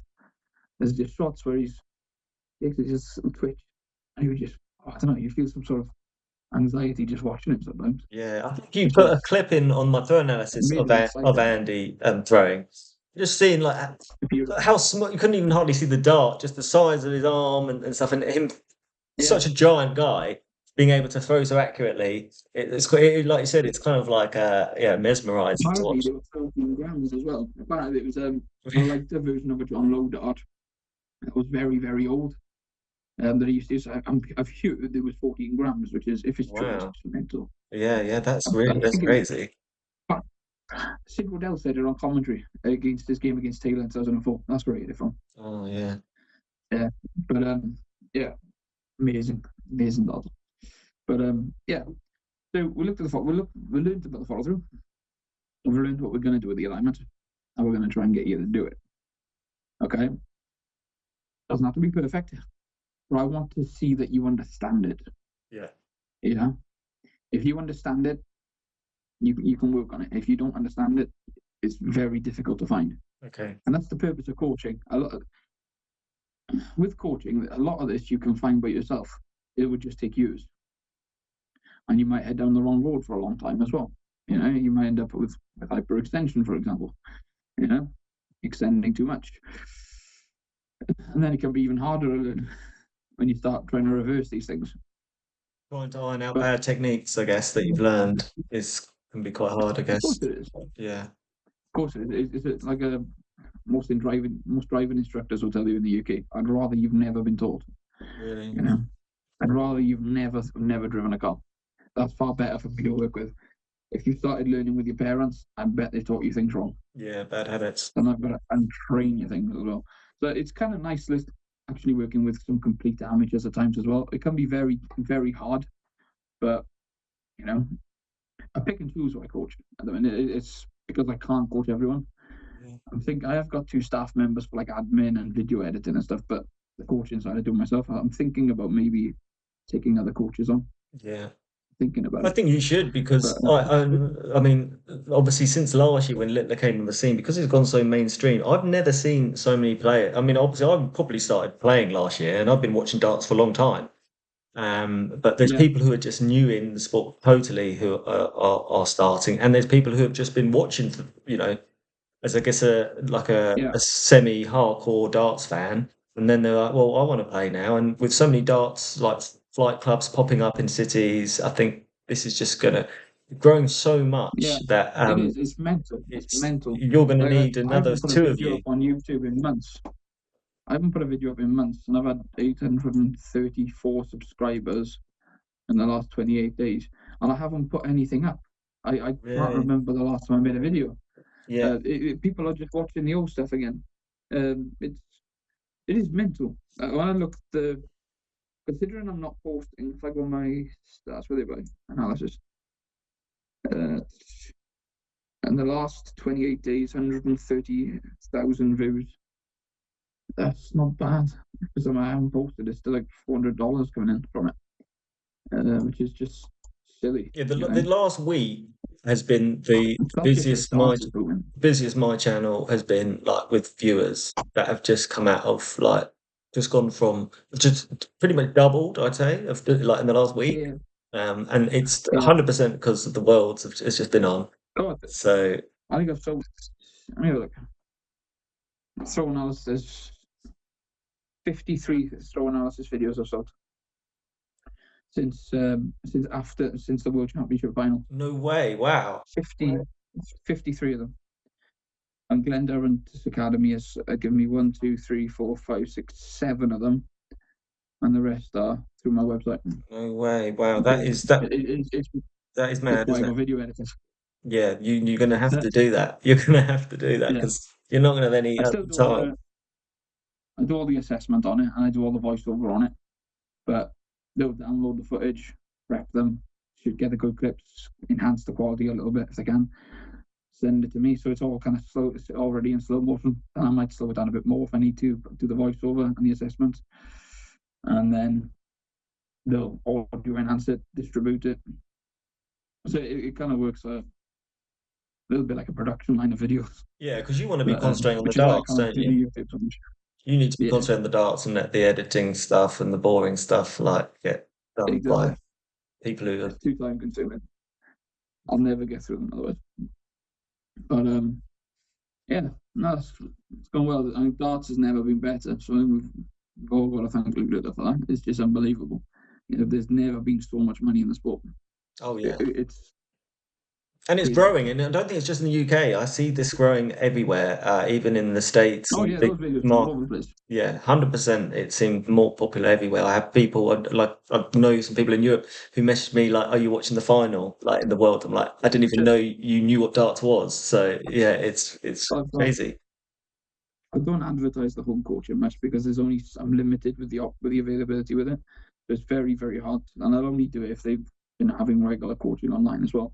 But I've got in March I've got someone flying from South Korea. Wow, really? Uh, My goodness. yeah, I'd won from Hong Kong and Italy last year, and I had a Wow, flight to New York, which is cool. Um, I'm going to Kansas at some point. I'm going to Germany to coach in the World Cup as well. that's serious So I'll be commitment coaching up there for from that. these guys, like who are clearly like, That's amazing. yeah.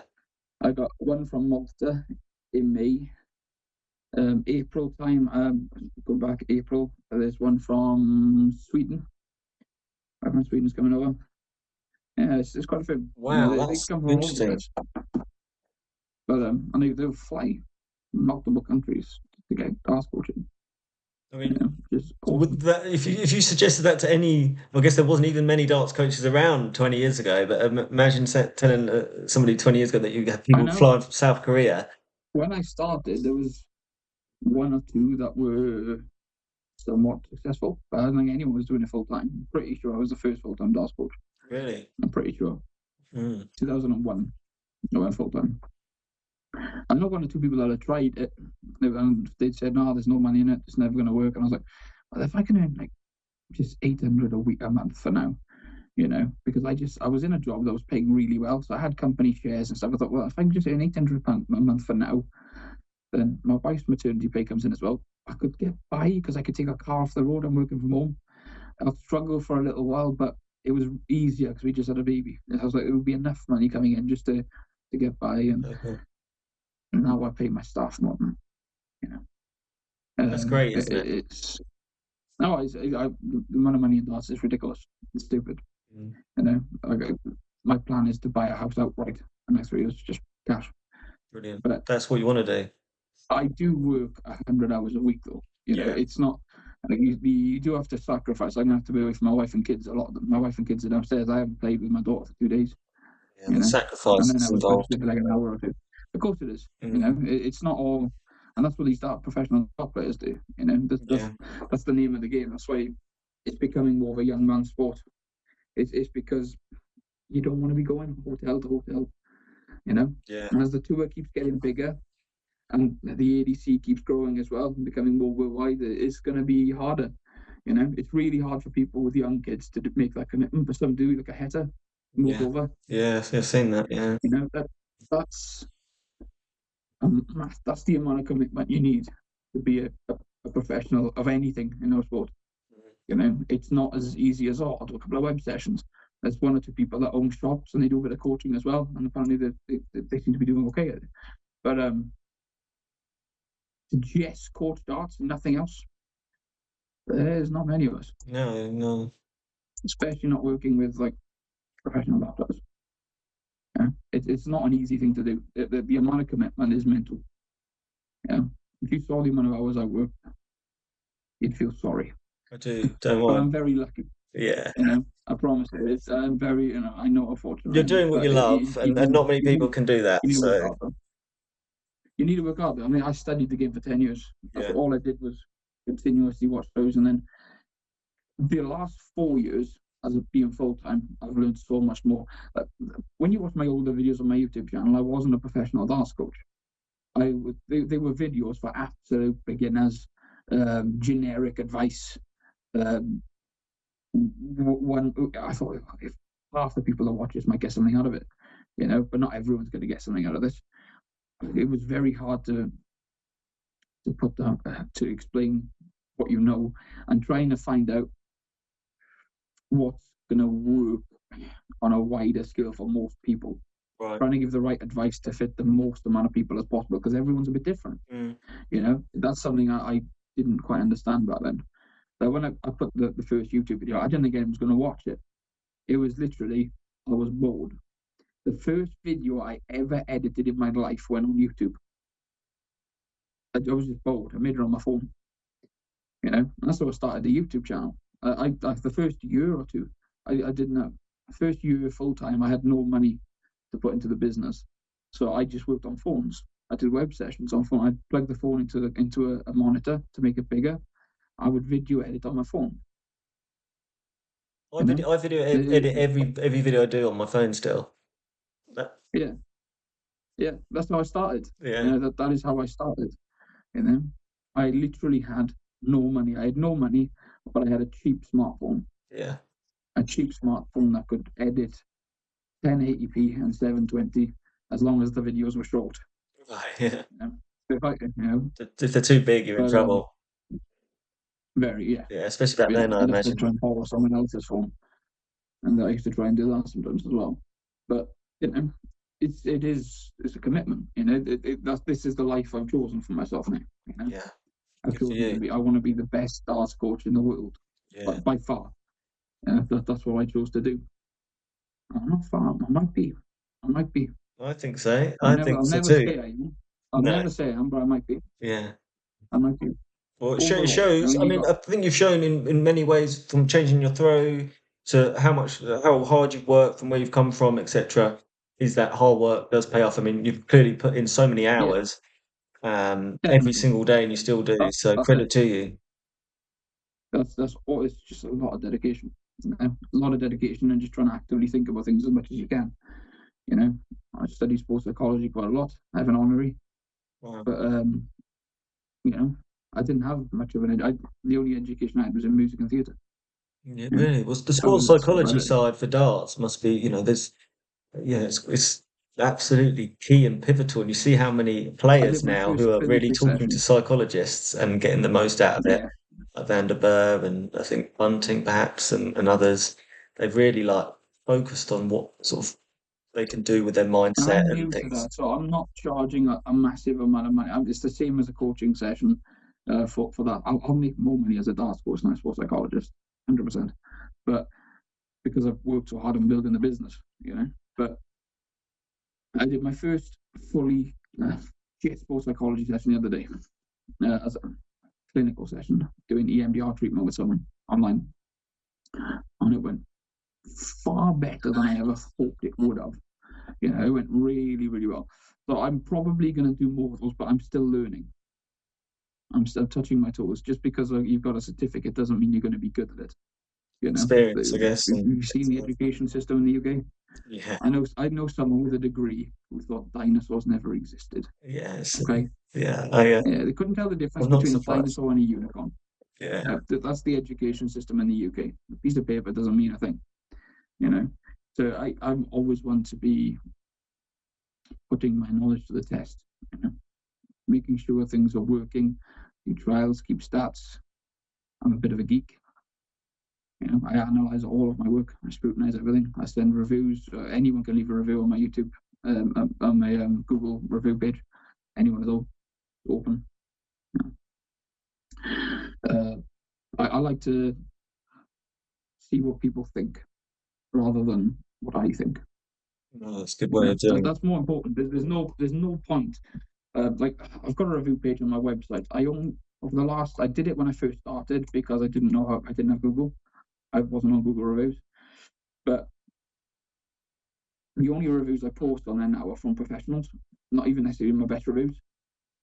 Just you can see a list of pro names, but I would rather keep them all on Google because it's independent. Otherwise, I could just be posting my top 10 best reviews, and then a load of rubbish reviews could be deleted. I've got full control over a website.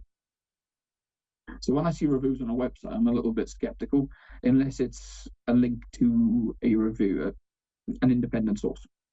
I think most people are. I think most people would use Google reviews or They buy something on Amazon, they'll use the reviews there. But when they're actually off their own website, everybody knows that it's selective, isn't it? So Yeah, exactly. It's really important to me. I think I'm okay with having a bad review. And I know at some point it's going to happen because people have complained and I've offered them to leave a review and they haven't. Very few. When I say people have complained, I mean maybe one in every 4,000 or 5,000. But I had one guy that I don't know why he blamed me. I've had to block him and delete him because I think there was something wrong with him. But he definitely wasn't right. He was blaming me because he spent £1,000 on darts equipment. That was my fault. I've never thought I'd never met the bloke. But he had a throw analysis for £75 on my web. I think it was 45 at the time. Yeah, it was £45 at the time. It was before I had staff. So it's £45 for a throw analysis. He blamed me for him spending 1,000, and he said, "I've done everything in your video and it's not working." It's already been 7 days. I was like, "There's no," and his analysis was probably as long as yours, like half hour long. There was quite a lot of things wrong with this drug. So there's no way it's not working if you're doing it. And there's no way that you are doing it within a week. If you could do it in a week, I'd be charging a lot more. I'd be in the wrong job. I'd be in the wrong job. yeah, I wouldn't make any money. If it was that easy, Jesus, then I am too good. But so I said, okay, I'll tell you what I'll do. I'll make another video for free. You send me a new clips, and I'll do another video for free. And it was exactly the same. I played his throw back to back. Nothing had changed. Not one thing. Obviously I'm going to get a bad review with that one. You can't please everyone, it's just it's just not. When you work online, you do meet some nutjobs, which is why I don't have people in my house unless I know them. Yeah, good idea. I need to go to them for quite a long period of time. Absolutely. Even locally, I'm skeptical sometimes. Yeah. I like them to. No, I get it. One of them actually turned out to be a bit of he's in prison now. That's something very, very bad. So you don't know who you're inviting into your home. I've got kids. So even though there's an office dedicated to it, kids would never see them. Straight up a passage. I have an office toilet and I have an office. There's no reason to go anywhere else in my house. But still skeptical. Because you just don't know who you're talking to online. Of course not. You meet thousands and thousands of lovely people, and then you meet some that are just off the wall. I had one guy smash his house up on a web session. You're clearly just not in the right frame of mind for day-to-day activities, let alone dance. You're picking the wrong sport. If you want to pick a sport to relax in, do not pick darts. Yes. Darts is the worst sport in the world for trying to relax. You know what I have found with darts though, that I've also found it quite like meditational though at times, like where you can, if you do it right, where you can sort of escape from everything else in your life, and all you're doing is concentrating on throwing this at that, and that can be quite nice. And if you can get into that sort of mindset, then it can be great. But a lot of dart players do meditate. Oh, really? A lot of dart players do meditate. Like Barney used to meditate for 2 hours apparently. I can't remember who I heard that off. It was either off Barney himself or someone who knew him, so I don't actually know. But I do know players that do meditate. But I'm pretty sure Barney used to do a few hours of meditation. I know a couple of players that do hypnotherapy as well. Yeah, I've heard doing that at the minute. Yeah, I've heard Aspen was doing it. Quite a few players that have done that. It seems to work for them. Yeah, that's okay. Yeah, I'm normally very skeptical about things first. It's just how I am. Hypnotherapy is one of those things, but my friend who was always scared of flying, like nothing he could do, and then he said he was doing hypnotherapy. I was like, okay, let's see. And it worked. It worked for him, and I'm like, wow. And I've heard that story so many times from people. I think it probably won't work for everybody, but it'll work for some people, and so it's always worth exploring. If you study hypnotherapy, I used to hypnotize people when I was a kid. I was obsessed with it. But I used to love it. I was a show off. I grew up on stage. I was playing guitar, I was singing, I was acting, I was dancing, you name it, I was doing all sorts. I just loved showing off, But I was loud. I couldn't listen, but my God, I could talk, That's what I was like when I was young. I was just off the wall continuously. Yeah. But I used to do loads of silly things. So I'd stick my friends' hands together in school and stuff, just silly things. Yeah. But you can't really be hypnotized once you understand what you're doing. Right. So you It's don't a want to bit look like, into it too much because no, yeah, so learning basic magic tricks. If you learn a basic magic trick, you can see really yeah, advanced ones most of the time quite easily. It kind of ruins it. But I yeah. remember when I was like, must have been about 12 years old, and I just seen someone just pick a coin up, pick it up, and I was like, what the hell's Whoa. going on with that? And it come back. But it's easy, once you know what they're doing, it's like, that's simple. That's the most obvious thing in the world. But when I was like 12 years old, I was looking at it for about 3 hours. That's me now. I'm looking at that and I'm like, wow, look at that. This is a It's magician. basic, but it's just silly. It's nothing hard at all. You can literally, and Google, kind of YouTube kills that, man. The only trick I can do with my um, kids is I do the little, the little thumb here. Look. Whoa. yeah, That one's as good as it gets, really. yeah, yeah, that's awesome. Yeah, but kind of, yeah. When I watch, I used to love watching magic. And then when I'm doing the food tricks, I'm like, actually, I can see what he's doing. But yeah, it's the same trick on a much bigger scale. Yeah. It's like, it's quite easy to work out. I've always loved card magic, like card tricks, because cards have been around for like so long that the tricks that you can do with cards are just as amazing as they would have been hundreds of years ago with people. I've just always liked that Yeah, idea. So I learned like a lot of card tricks. I couldn't really do any yeah, now, but I did for a long time and like watched like people like David Blaine and stuff. And yeah, once you know like the three or four things that you have to learn to do magic tricks, you sort of know what you don't yeah. know exactly what they're doing, but you can sort of guess like what they're You can, yeah, do, yeah. Of yeah. course you can. You just, give or take what they're doing. Like a lot of Darren Brown he says the wrong words quite often in a sentence to make you visualize and fixate on other objects that you think you're thinking about independently. But it's yeah, once you know how he's doing it, you kind of pick up on these things when you listen to him. But it's weird. But hypnotherapy is slightly different. But once you understand, if you want hypnotherapy to work for you, don't research it. Just do it. Okay. Then you've got the best chance of it working. Mm. And it's very similar to meditating in terms of what you need to do to go into a trance of any sort. It's very similar. It's just keeping yourself as relaxed as you can. One thing I would try to do to work on the mental side of the game as well is living in the moment techniques. I would try to go for a walk. I would try to just listen to things that are happening around me and just think about exactly what's happening at that moment.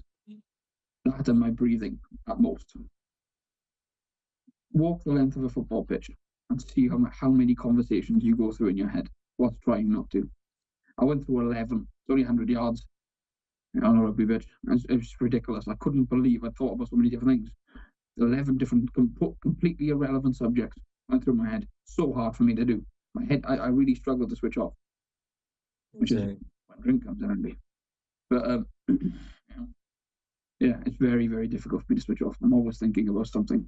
I'm the same. I Even think a when I lot of sleep, us. sometimes I think a lot of us are. I think there's some of us who just that's don't really ever bad for that. switch on. Yeah. There's always like the circus going on in my head or something. So Yeah, constant. that's what makes that makes that so much more difficult. Mm, Like Connor's got this ability of just switching off and just goes over his head. Sometimes he needs to concentrate more. mm, We can over relax, but I'm the exact opposite. I can't switch off at times. I've got to, when I do get into that zone where I'm just playing with feel and thinking about one or two things, I can be great. But trying to get my mind into that zone is very difficult. So I still do living in the moment technique sometimes, you know, or I'll just try to meditate, just concentrating on my breath. Think about nothing but your breathing. It's so difficult. And it's a similar mindset to when you play darts. You concentrate a little bit on what you're doing, but it's more about feeling sensation you're trying to play with during the actual match. okay. So you think about things too much, it's not going to work. So it's very difficult. But yeah, hypnotherapy is one you could try and make an interesting video. But I think a lot of just living in the moment techniques are very similar, have a very similar effect. And then EMDR treatment is one I use if players have suffered a really bad loss, or they're taking a lot of bad defeats. They've got a lot of battle scars. What is Players do EMDR? get battle scars. That is eye movement desensitization and reprocessing. So it's used on a lot of, it's used actually for PTSD quite regular. So you're trying to take a feeling that's attached to a memory, reprocess that memory, or try to discard it, and almost using delusion to some extent, trying to attach a different feeling or a feeling to that memory. So you have to relive those bad situations. Try to use your imagination with it. You know, if how would you feel when you think about this memory? If it was an object, what object would it be? What color would it be? Turn it into something tangible, something you can control, something you can get rid of.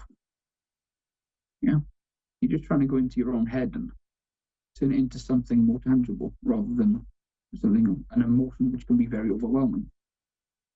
And trying to actually get rid of that, I would just imagine myself sometimes locking it in a safe, throwing the safe in the river, just trying to let it go away, and then I'll relive the memory and try to change how I felt in that moment, how I dealt with it, how I wished things had gone, how I wish I had dealt with it better. Try to take some control for what happened. Yeah, it's usually a sense of being out of control that causes players to feel vulnerable.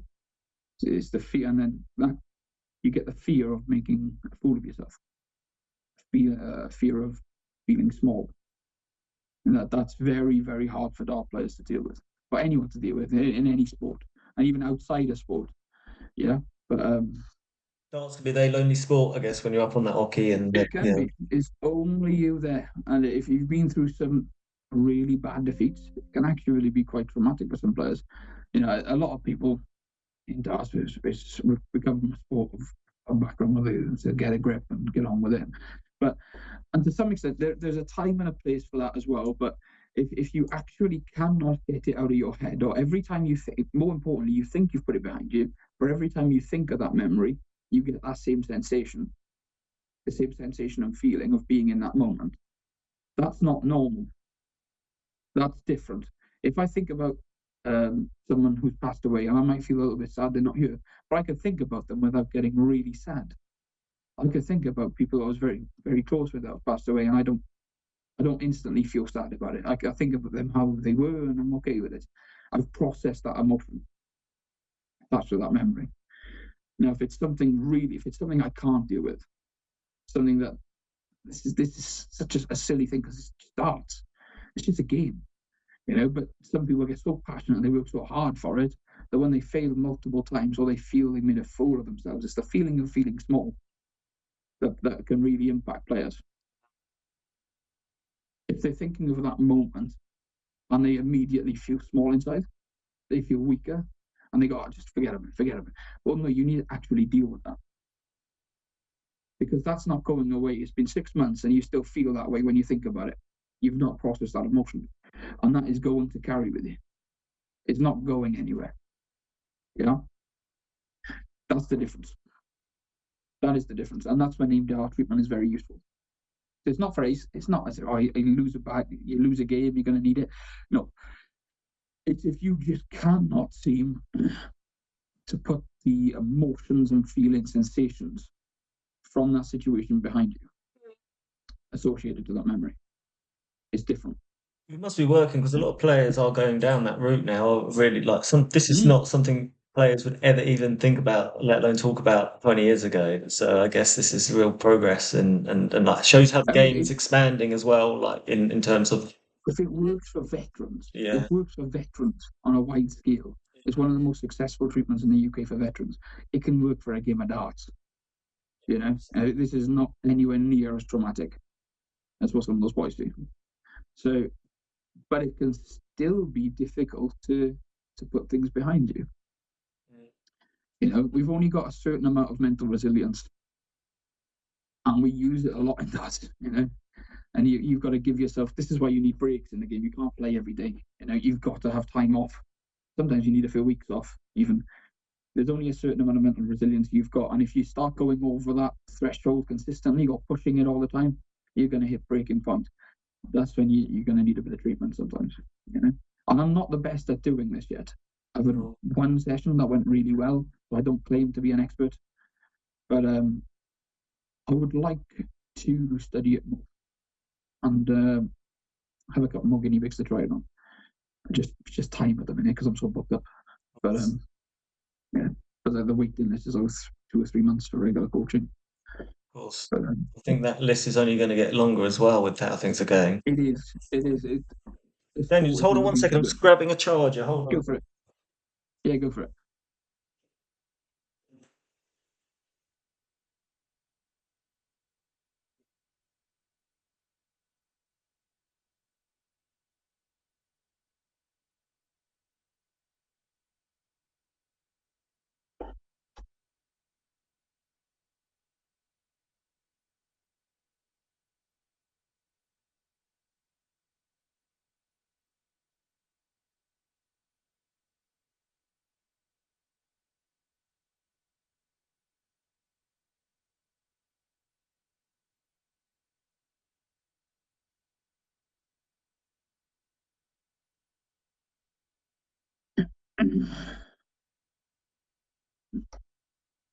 Okay, cool.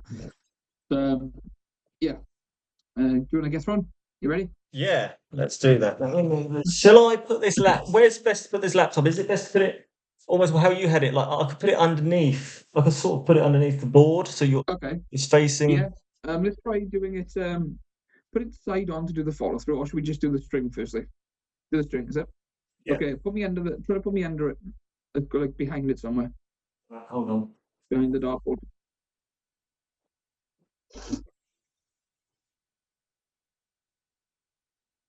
As close to center as you can.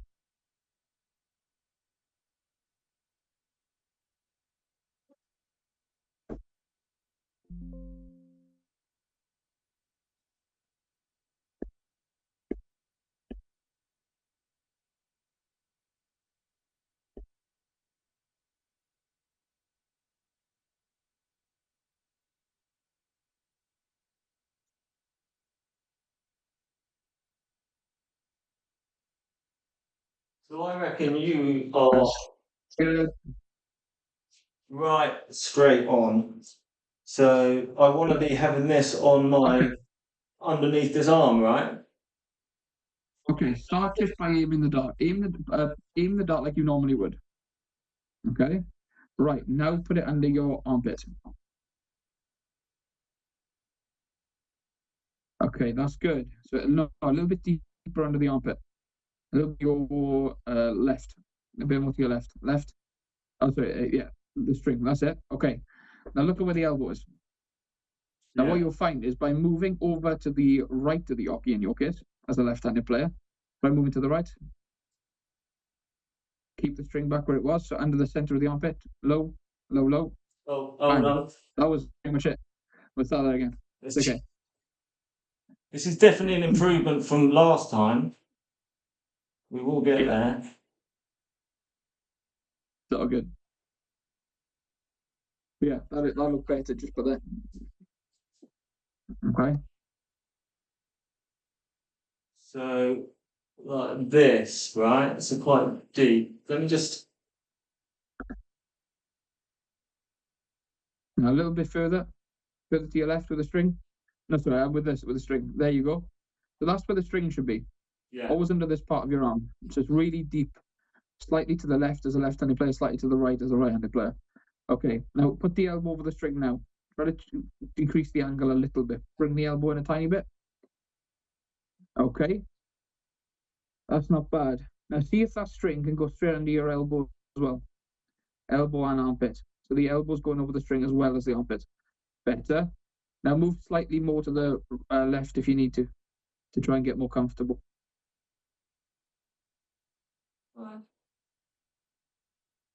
That looks better. Yeah. Okay. Now, how much difference is your left eye making? My left eye? Yeah. Sorry, your right eye. Your right eye dominant, yeah? Left-handed. Opposite. Okay. So how much difference does it make from this angle? Yeah. So we need to we want to reduce it as much as we can. Okay. Okay. Like with Connor, so if you look at Connor Cut's throw a long time ago, yeah. like 2019, he used to throw like that. Now he throws from here. So it's the corner of this eye, right-handed corner of this eye, rather than his opposite eye. So he managed to reduce it by about that much.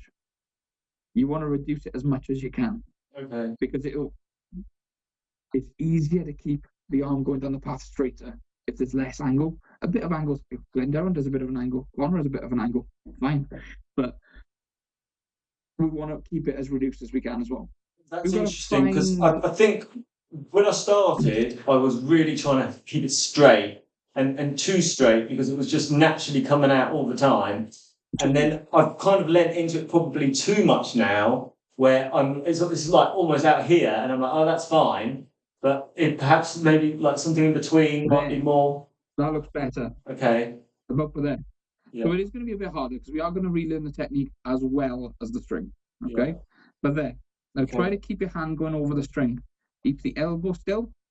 Throw the dart. Keep the angle of the arm consistent. Throw it. Actually throw the dart. Yeah.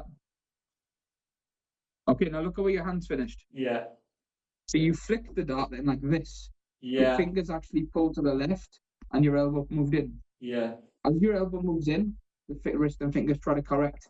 Now, if you're doing this, even though your arms pull to the right, you're more susceptible to missing to the left. Did that go to the left? Vibes. That dart. Where did the dart go?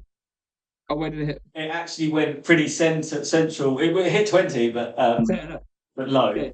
Yeah, so that's your hand-eye coordination kicking in, effectively. Yeah. You're more susceptible to hitting the 5 like that, but because the elbow's coming in, the wrist and fingers try to compensate. You have to keep this still. Keep it down that line, reduce the angle, and look at this gap between the index finger and thumb, and focus on keeping it down the line. Okay. Just like I did, bang. Oh, it's difficult enough without the string, isn't it? It's very hard to throw with the string. Yeah. So this is the sort of angle I want to be at. Do I need the string still? I should still practice with the string? There. Yeah. So this is the sort of angle I want to get, is it? That's still going off the string. Okay, try to keep slightly more to the left again. Right again, sorry. Right at the oche. Another quarter of a step. Right, now try that. Now if you extend your arm, keeping the elbow still, you should be able to get the gap between the index finger and thumb down the line with the string. Don't move that elbow out. Keep the elbow in. Okay. Throw it. Keep it over the string. Elbow in. Like this. There. Okay. Try it. I mean that was closer. That was central. That hit just below treble 20. That was better. You hit the string and then you moved a bit too much. Right. You went as if you were going to collect the dart a little bit. Okay. But yeah, that was actually, you did hit the string. Okay. Bang. Boom. I'm just trying to pause. Hold it on that string. Flick the wrist and let the arm drop. The string lands just there. Okay.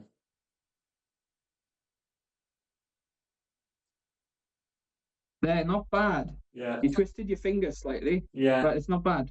Nearly treble 1, just slightly right to the 20s, yeah. But that makes sense. Finger goes this way again. See the hand doing this? As a left-handed player, the fingers go this way. You missed that way. Hand was like this. The next time, rather than getting the hand shape like that, try to get it a bit more like this. Rather than this, just like that. So the index finger and thumb pushed a bit straighter. Bang. I haven't really thought about it like that. Think about the index finger and thumb and sort of getting it up. That's a different way. I haven't thought about it like that before, so that's interesting. You have to keep that straight, really straight. The only exception you'll see from it is players that slightly rotate the hand, like if they aim the dart sideways, like Kyle Anderson, then he'd have to unturn and flick straight.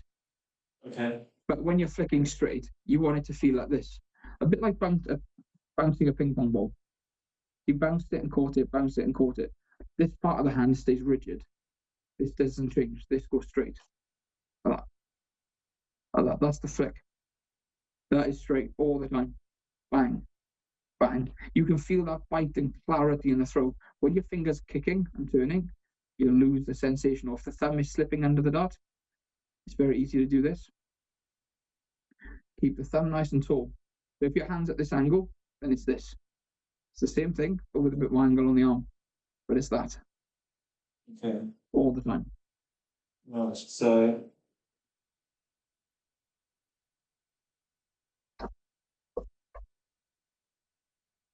Not bad. Index Bad finger still release. pulling a It went little bit. high, but it was it hit. I hit tops, so I hit double 20 there. Good. So it was straight. Good straight line. Okay. Now try to just lift the back of the hand. So you're going to keep the elbow still. Lift the back of the hand. So this angle, sorry. Lift the back of the hand and let it fall down the line. So you're not going to push with your arm at all. Try it. Yeah. It's the same thing. And that should give you more control.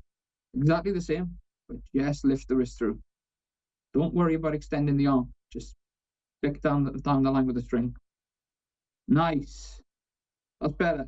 Okay. That was better. It's a very good effort.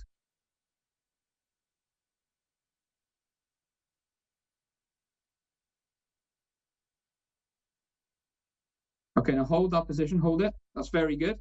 Now you remember where your elbow's pointing. Look at where your elbow's pointing. Pick a double is pointing under a section of the dartboard. Then look at your feet. And more importantly, one of the most important, look at the center of the chest. Make sure the center of the chest is always pointing at the same object. If you change the angle your chest is pointing at, where you draw back to will change significantly. Right, so you want to be And that's where consistent you'll end up. with the whole body, I guess, every time. It's not just your wrist, your hands. Yes, it's so important. It's the most underrated part of the throw, I'm telling you. Wow. Everyone focuses on the feet. Nobody focuses on the chest. The chest makes far more impact than the feet. Wow, I never thought about it like that. Far more impactful. So, for example, if I was to put back on the center of the dartboard, have a look at this. My feet are always completely side on, okay? I'm always completely side on with my foot. But where my chest is positioned makes such a massive difference. Let's put this from this angle as well. Okay. So, foot side on. I'm looking at the wall. Now, if I keep my chest pointing over there, I'm going to need to draw more to the side of my head, about by here. Treble 20. Now, if I put my chest by here, so I'm going to keep my feet the same, put my chest by there, then I'm going to need to draw slightly more to the center of my face, by here. But one day I started drawing to here, and I played really, really well.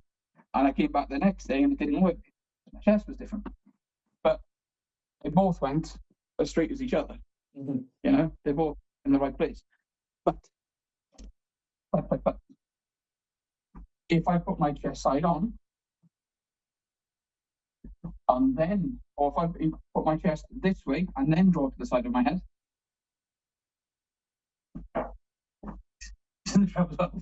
it's terrible.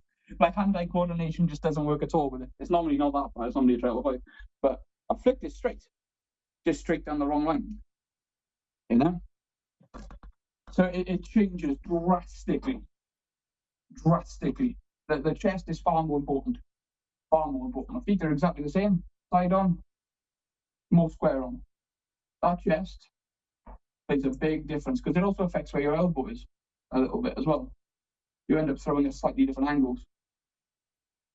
Because I'm better with the chest over here. That's beautiful. That last one was straight in the treble. Beautiful.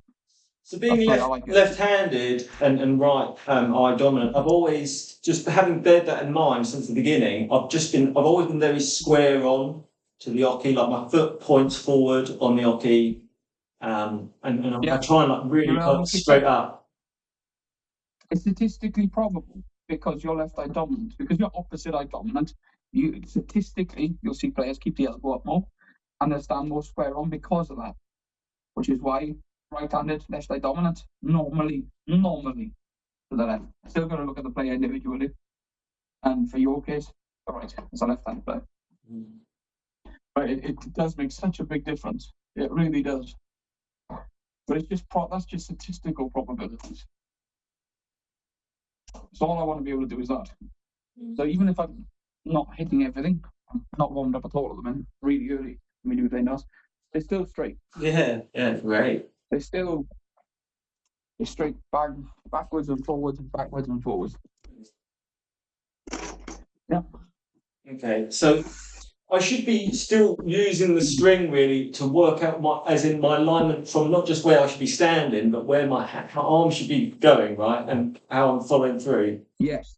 It's not just an alignment on where you should be standing; it's actually how you should be throwing. Yes. Yeah, exactly that. Right. So okay. The path your arm travels down as well. Yeah. Okay. The elbow and shoulder, and the path the arm travels down. So you should be like every time I extend my arm. Yeah. My arm's always like that gap between the index finger and thumb is always going to be under the center of the board. Always. If I tie this to my wrist, make it a bit easier. I'll keep the string nice and loose.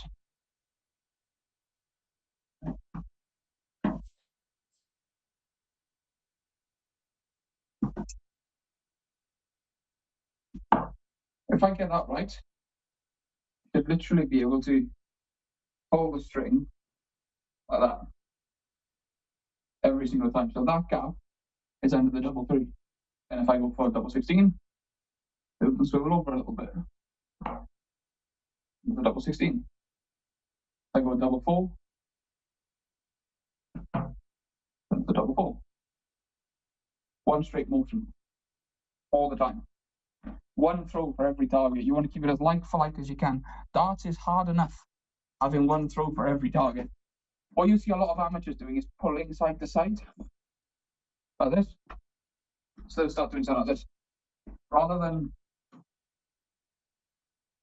flicking it straight, if they go for double 14, treble 22, and they'll just do something like this, they aim at double 14 and they'll pull their arm over to it like this. Yeah, rather than the whole body. Their arm straight instead. That's no good. That's terrible. That's absolutely terrible. There. Brilliant. You know, I've developed fairly good hand-eye coordination from 20 years of playing the thing. I still managed to get it fairly close by pulling it over. Yeah. Look how it's landed. There's no consistency in that. I flick it straight, it's gone straight in the middle. Yeah. It's so much easier to be consistent. Yeah. So much easier. To be consistent around the dartboard. It's a lot easier. But it has to become something like that. Double 2, double 15, bingo. Straight in the glass. Bang. It's really important. If you want to become a consistent dart player, you've got to get as close to this as you can. You have to. There's no other way around it. And the less talent you have naturally, the better your technique has to be. Yeah. Because you're going to have less hand-eye coordination. Like you've got a little bit. You can see your hand kicking to try and get it straight when your elbow moved in. You've got a bit of coordination, more than enough to work with. But the more talented you are, the more accurate that's going to kick in. The more consistently you're going to judge that right. So you correct your errors with hand-eye coordination. The less ability you have, naturally, the more straight it's going to have to be. So with my left hand, the only way I can be straight is to keep my throw as sweet as possible. And even then, I do miss now and again. Of course I do. Yeah? I had a trouble one with the first dart, but then it happens. Yeah. But most of my darts are straight. I can normally keep 27 out of 30 darts straight. No, that's not. You know, but at least 20, 25, you know. Just that. So 43 last time, and then next time it's back to a 10 again. You know? Yeah. They're straight enough. You have to keep straight. But if I think about hitting the treble too much, I'll miss. I will miss. Aim at the treble 20, focus on that line. 20, switch it down. Treble 19, there. Single 19. Boom. Boom. It's as like for like on the 19s as it is to the 20s. And it's still nowhere near the 7s, 3s, and 1s. No? So do you suggest that I should basically get this alignment right where I'm standing on the oche, when I'm releasing where my arm's going, and once I feel like I'm comfortable with that, remove the string and then just focus on that alignment, throwing straight darts, just trying to get... Yeah. I would try to do the string every day for 9 to 12 darts when you first get on the board. Okay. Then remember where your chest is, where your elbow is, and just try to play with it. Yeah. Focus on then on flicking straight, flicking straight, flicking straight. The more accurate you get with this, Yeah. the easier it is to flick straight. But you're still going to have a lot of built-in muscle memory for moving the elbow sideways. Yeah. That's going to take time to go away now. Yeah. You know, it's not going to be instant. And like I said, some people get worse before they get better. You know, Yeah, you've got to take that pressure off yourself and accept that that can happen. Yeah, definitely. You know, if you were a top level player and I was coaching you for Q school, I got 10 or 15 in it this year. It's quite a lot. But I would coach them differently because I'm not trying to teach them something. I'm trying to build their confidence, try to make sure their timing feels good, make them trying to get them flowing, trying to work with what we've got. In your case, we're trying to build something. Yeah. And sometimes when you build something, you got to break something. Yeah. You know, it's you got to demolish at times. I think that's really helpful though for me, because that you've got to start with the foundations of the house, and I'm certainly at that stage of the beginner where I need to work on the foundations, and anything I need to change, I'd rather do it now than have to sort of iron out bad habits later. And that gives me some real focus. I can, if I've thrown sort of 9, 18 darts at the start of every day, like with a string, and then just maybe some practice games, just concentrate on that before I sort of get into sort of my normal training. 20 out of 30. Okay. 30 darts at the 20. Yeah. And try to get 20 of them straight. Yeah. Keep going until you get 20 straight. Okay. Every day. So, I mean, that's a good stepping stone. I still do that now. Before a game, I'll try to get at least 27 out of 30 straight. If I get 30 straight, I'm over the moon. But, you know, it's 3 mistakes in 10 visits. Yeah. And those mistakes can be tiny. Sometimes you get a deflection. Yeah. Yeah. Well, that's something practical I can take away and do. And I'm a good student in that. If whatever you tell me to do, I will do. So it's like I know how important it is to put in the effort of not just throwing darts, but focusing on getting better at throwing darts. I think there's a big difference there. 2 different mindsets. Like I said, you need a different mindset when you first get to the board warming up, and when you're learning and warming up, same mindset. When you're trying to implement a practice regime or a game, it's a different mindset. You need to try and switch off a little bit. Pick one thing you're struggling with the most. Think alignment when you walk to the board, chest in the same place, elbow in the same place. Then pick one thing you're struggling with most. What's actually throwing? So we get the wrist back. Or flick straight. Just flick straight. Just flick straight. Yeah. Pick one thing what's actually throwing. So that you're not overwhelmed in a game. Yeah. Yeah. Because you put too much up here, it's not going to happen. Yeah, and I think that's what I definitely found at the beginning when I was trying to work out what I should be focusing on, and I ended up not focusing on anything. 15-minute sessions, just 15 minutes break, 15 minutes break. You know, up to an hour a day. That's my next session. I better shoot, but I better go. But 15 minutes at a time. 15 minutes break, 15 minutes break. Honestly, that's a much better way to do it than just standing, because you're concentrating so much more at the moment. Yeah. You need to be taking regular breaks. You need to be doing short periods of time. There's no way you'll be able to concentrate for half hour straight.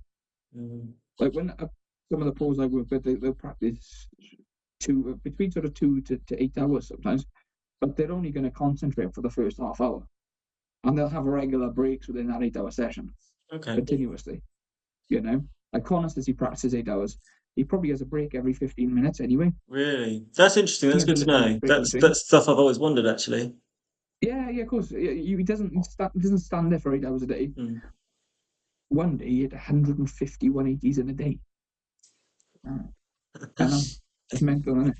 That's how much that's how much time you put into it. But for the 8 hours, he's probably throwing more like 6 once you take all his breaks out. Okay. And he can play for 90% of that session on autopilot, don't forget. And as soon as he gets the throw right, he may as well just switch off and throw, because he's getting it 99% right most of the time. Yeah. Yeah. You're not going to be able to do that. Not yet. You know, if you can get it 80% right, 50% of the time, we're heading in the right direction. Absolutely, that's all we can do. Just get yourself a little bit better every day. Totally, totally. And shorter sessions will help with that. Think about how it feels. Concentrate on tapping into the throw. If you can tap into the throw get it right for 5 minutes, and then in 4 weeks you can get it right for 10 minutes. By the time if you can get it right for half an hour, Yeah. you're good enough to start playing to that standard in games more competitively. How often do you play a game for half hour without a break? Yeah, you A don't. competitive game. Doesn't Not happen. at all. Yeah. It doesn't even happen in the World Championships, let alone at amateur level. You know, so yeah, 15 minutes break, 15 minutes break. You need breaks in darts. You have to, and sometimes you're going to need days off. If I play competitively, like I did last night, I don't want to throw a dart today. I've got to rest up here. Interesting. Daniel, thank you so much. It's been really helpful. It's given me something to really focus on. Like I can actually, I don't need too many things to like send me away with to try and learn. Just the string, just the alignment, just what I can practice and like how I can actually implement it is going to be really useful. Definitely. So, and there's loads of, we've got a bit podcasty there, didn't it, at one point?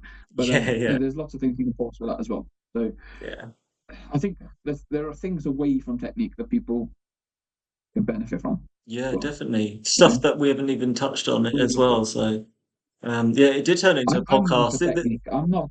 It did a little bit, but I mean, I'm not the best at psychology. I'm not. If you get coaching with the Glen Durrant Academy, or the School of Darts, I do the technique side. I do the throw analysis for the players. Glenn does the mentoring, picks the practice plans, tells you how to deal with certain situations, how to play a slow player, how to play a fast player. He's played on every stage in the world and beaten everyone who was beaten. He's beaten them all. So he's very good at that side. How to prepare for Q school. How do you prepare for certain tournaments, certain formats? He's your man. He's one of them. Yeah. But Matt Edgar does the sports psychology side because he's a better sports psychologist than me. I'm still learning. It went really well, but I'm still learning. Of course. I'm not. I'm a technique guy. That's where I've made my money. That's where I've made my living. That's what people come to me for. I've helped a couple of pros with their mindset lately, but I'm a technique guy. That is what I do. If somebody said like, "Will you just coach me on sports psychology on a weekly basis?" At the minute, I probably wouldn't take it on. But you're a busy man, Daniel. But you're always trying to improve and learn, and that's I guess what it also takes to get better at this game as well. So yeah, really appreciate it. Really appreciate it. Take care, buddy. Yeah, I'll let you get on, and I'll speak to you soon. You take care. Cheers, bud.